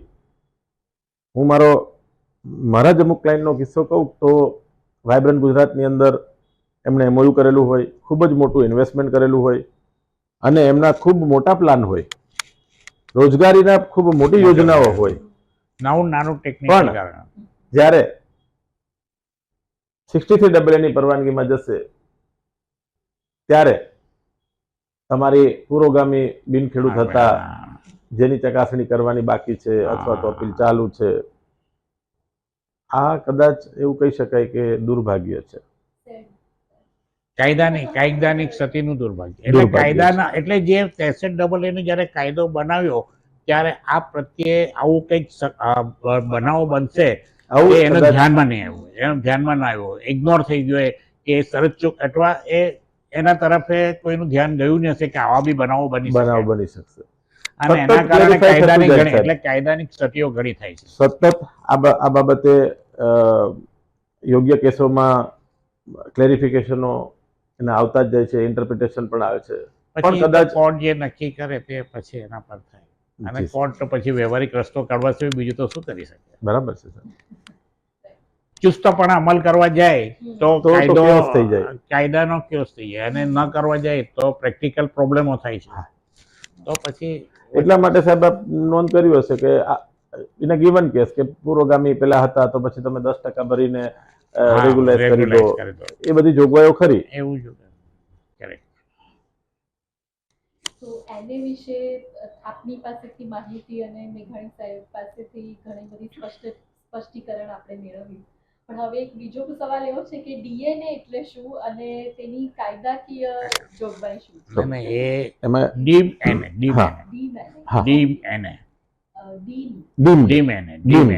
ડીએનએ નહીં પણ ડીએનએ. ડીએનએ લખ્યું છે, ડીએનએ તો મેડિકલ વર્ડ છે. ડીમેન એટલે શું? ડીમ્ડ એટલે કલમ 65ની વ્યાખ્યામાં આપેલું છે કે જો કોઈ ઓક્યુપન્ટ આવી અરજી કરે તો તે અરજીનો નિકાલ 90 દિવસમાં એટલે કે 3 મહિનામાં કરવાનો રહેશે. જો એમનો નિકાલ 3 મહિનામાં નહીં થાય તો આ પરવાનગી એમને આપોઆપ મળી ગયેલી ગણાશે. આ આપોઆપ ને ટેકનિકલ વર્ડમાં કહે છે કે ડીમ્ડ એને એટલે કે 91મા દિવસે તમને મળી ગઈ છે એવું માનીને તમે આગળ વધી શકો છો. 4/7/2008નો પરિપત્ર આવ્યો કે એ પછી જે પણ પરિપત્રો આવ્યા બધાની અંદર આ ચોખવટ છે કે આજે ટાઈમલાઈન આપેલી છે એ ચુસ્તપણે પાલન કરવાની છે. ઓપિનિયન 21 દિવસમાં આપી દેવાના છે અધિકારીઓએ. જો 21 દિવસમાં ઓપિનિયન સંબંધિત અધિકારી નહીં આપે તો એમને કોઈ વાંધો નથી એવું માની લેવામાં આવશે અને એની પરમિશન આપવા માટે આગળ કાર્યવાહી કરવામાં આવશે. 91મા દિવસે એટલે 90 દિવસની અંદર જો આનો નિર્ણય નહીં થાય તો 91મા દિવસે અરજદારને એને મળી ગયેલ ગણાશે અને તે એનો ઉપયોગ શરૂ કરી શકશે. આ સંદર્ભમાં આ ડીમ્ડ એને નીકળેલી છે. વિમાનભાઈ, આ જે કીધું ને આપણે હમણાં જે પેલી TESET ની જે વાત કરીને એ સેમ કિસ્સાઓ આમાં પણ બને છે. જી સર. હવે ડીમ્ડ એને તમે મળી ગયો. જી સર. હવે અત્યારે શું છે કે પ્લાન એને કરાવ્યા પછી પહેલાં જવાનું હોય છે. પહેલાં શું છે કે પ્લાન પાસ કરાવો પછી એને કરતા હતા. હવે એમ થયું કે ભાઈ બહુ હેતુ પાસ કર્યો પછી તમે એનો ઓર્ડર રજૂ કરો એટલે પ્લાન પાસ થાય. એટલે પ્લાન પાસની મંજૂરી લેવા જાઓ બાંધકામની તો એ લોકો એમ કે ભાઈ જમીનનું એને થયું હોય તો અમે મંજૂર કરીએ. અત્યારે જે પ્રેક્ટિકલ વ્યવહાર બને છે આપની વાત બિલકુલ સાચી છે સાહેબ. હવે તે વખતે તમે એમ કહો ને કે અમારે તો ડીમ એને છે તો કે ભાઈ એ અમે ડીમ એને એટલે હું અમને કંઈ ખબર નહીં, અમે તો કલેક્ટરનો એનેનો હુકમ હોય તો જ પ્લાન પાસ કરીએ. તો હવે આવા સંજોગોમાં પાછી ડાયલમ આવી જાય. એટલે એવા સંજોગોમાં સાહેબ અમારો અનુભવ એવો છે કે અમારી પાસે અરજદાર એટલા માટે આવે છે કે આપે જે તકલીફ કીધી પ્રેક્ટિકલ ડિફિકલ્ટી એના માટે સાહેબ આપ હાઈકોર્ટમાંથી રીટ કરી અને એવું જજમેન્ટ લાવી આપો અથવા તો એવું ડિક્લેરેશન લાવી આપો કે સ્ટેટ્યુટરી 90 દિવસની અંદર મારી અરજીનો નિકાલ નથી થયો એટલે 65માં લખેલ અરજી જોગવાઈ મુજબ મને આ મળી ગયેલી છે તેવું જાહેર અથવા તો એ પ્રકારની ડાયરેક્શન એ પ્લાન એપ્રુવલ ઓથોરિટીને ડાયરેક્શન આપો કે આ હવે ડીમ્ડ મળી ગયેલી ગણાશે. તો જે જજમેન્ટના આધારે પછી અમે એ ઓથોરિટી પાસે ડાયરેક્શન લઈ શકીએ. એટલે એક પ્રક્રિયા અહીંયા એની પ્રક્રિયામાં 90 દિવસ આપણે બચાવી દીધા. 90 દિવસ પછી 91મા દિવસે અને હાઈકોર્ટમાં જાઓ એટલે ત્યાંથી એકડ એકથી ચાલુ કરવાનું રહે. પણ ખરેખર જે અગાઉ કીધું એમ અમુક વસ્તુ દુર્ભાગ્યપૂર્ણ છે. જે ક્ષતિઓ છે એ નાની નાની જે જ્યારે કાયદામાં પણ એની અમલવારી વખતે જ આપ જે કેસ ટુ કેસ બેસિસ ખબર પડે છે કે સંજોગોમાં એટલે એ જેમ આ બધા જે સુધારો આવે છે એ બધા સુધારા જે આમાં પણ એક પરિસ્થિતિ થાય ને કે તમે પછી હાઈકોર્ટમાં જાઓ એટલે પાછી તમારી શરૂઆત તો એકડ એકથી જ થવાની છે સાહેબ. પહેલા દિવસથી જ થાય ને. આપની વાત સાચી છે સાહેબ. પણ હવે આ તો શું છે કાયદો એક કાયદો છે એમાં આપણે કોઈક બીજી વસ્તુનું વિશ્લેષણ ભલે આપણે બેસીને અહીંયા કરીએ વસ્તુ અધરવાઇઝ તો આ લેજિસ્લેટિવે જે કંઈ સમયે જે કંઈક હેતુથી કર્યો હશે એમ તો હેતુ બહુ સારો હશે. હેતુ આટલો બધો સારો હેતાનો પણ અમલ કરવામાં ક્યાં તકલીફ પડશે એ તો જેમ સમય જતો જાય વ્યવહારમાં આવતું જાય ત્યારે ખબર પડે. વ્યવહારમાં આવે ત્યારે ખબર પડે. જી. હવે એને લગતો જ એક બીજો જમીન ખાલસા અંગે છે કે એની પરવાનગી મેળવ્યા વગર જો બાંધકામ કરવામાં આવે તો જમીન ખાલસા થઈ શકે.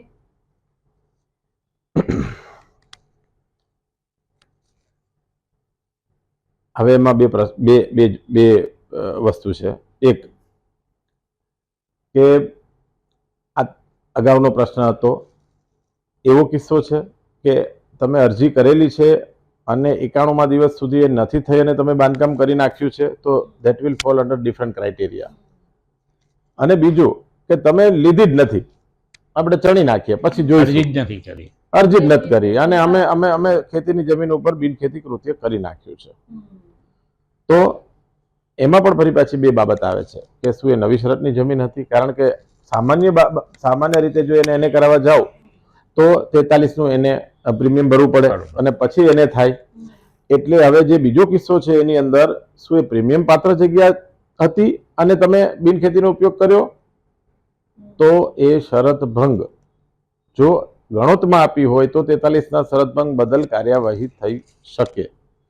કારણ કે એ જે તે વખતે એલોટ થઈ અથવા તો કોડ મુજબ એલોટ થઈ હોય અને એની અંદર શરત હોય કે આના પૂર્વ પરવાનગી વગર એનો ખેતી સિવાયનો ઉપયોગ કરી શકાશે નહીં, તો જો શરત ભંગના જો પ્રોસિડિંગ શરૂ થાય, આ લાદેલી એલોટમેન્ટના વખતે ઓર્ડર જે કરેલો છે એમાંની એક શરત છે કે ખેતી સિવાયનો ઉપયોગ વગર પરવાનગી કરી શકશો નહીં, તો શરત ભંગ બદલ ખાલસા થઈ શકે. પરંતુ જો જૂની શરતની જગ્યા છે અને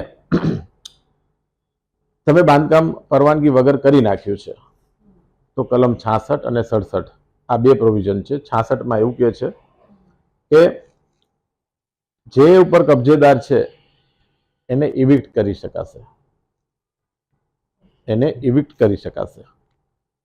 એટલે જે કબજામાં છે, જે ઓક્યુપન્ટ છે, એને તમે એ જગ્યા પરથી દૂર કરી શકશો એવા પાવર છે.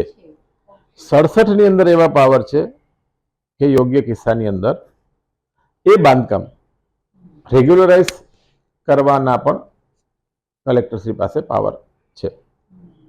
એટલે ઇટ ડિપેન્ડ્સ કે તમે તમારો કેસના સંજોગો શું છે. 43 વાળા છે તો શરત ભંગ થઈ શકે, શરત ભંગમાં ખાલસા પણ થઈ શકે.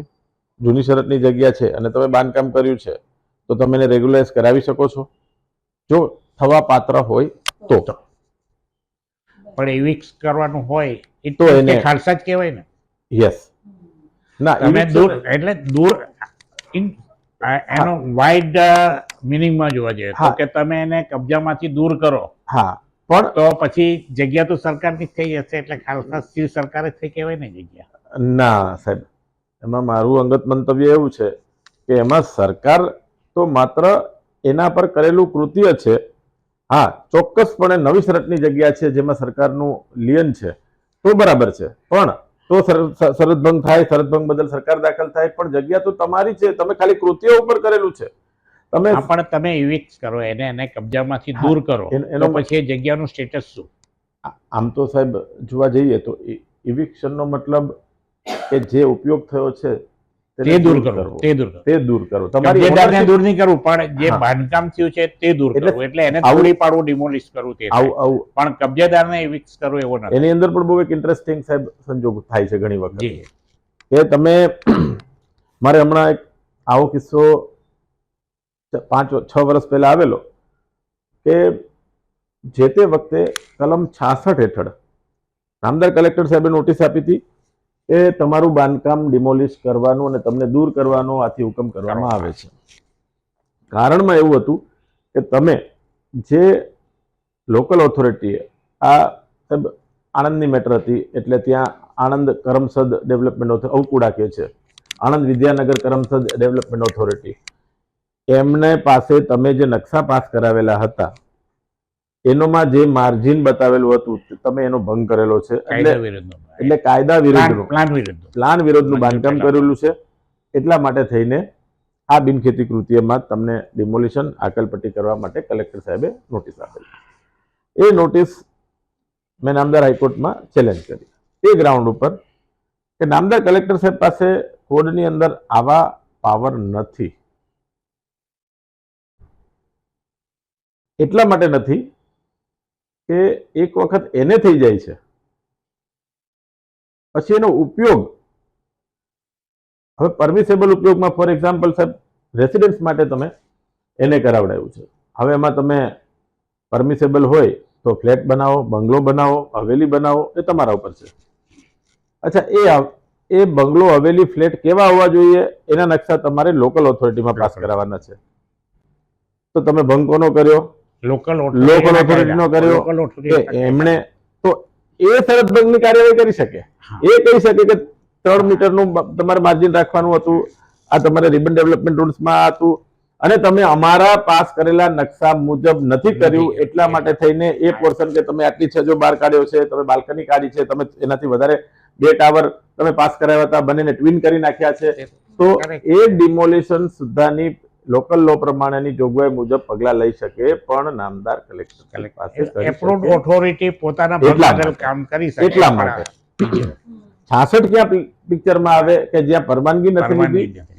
એટલે બિલકુલ તમે પરવાનગી લીધી છે અને નકશા મુજબનું બાંધકામ નથી, એક વસ્તુ થઈ, અને તમે બિલકુલ પરવાનગી નથી લીધી અને વગર પરવાનગીનું બાંધકામ કરેલું છે, બેઉ સંજોગો. એ 2 સંજોગો અલગ છે. આપણે લાસ્ટ ક્વેશ્ચન છે આ એને લગતો, લગભગ એને લગતા એકદમ બધો નિચોડ આજે આપણે દર્શક મિત્રોને આપી દીધો છે એની સમજ. તો એની પરવાનગી વગર બાંધકામ કર્યું હોય તો તેને નિયમબદ્ધ કરવા શું કાયદાકીય જોગવાઈ છે? એમાં મેં કીધું એમ સેક્શન 67 છે કે જેની અંદર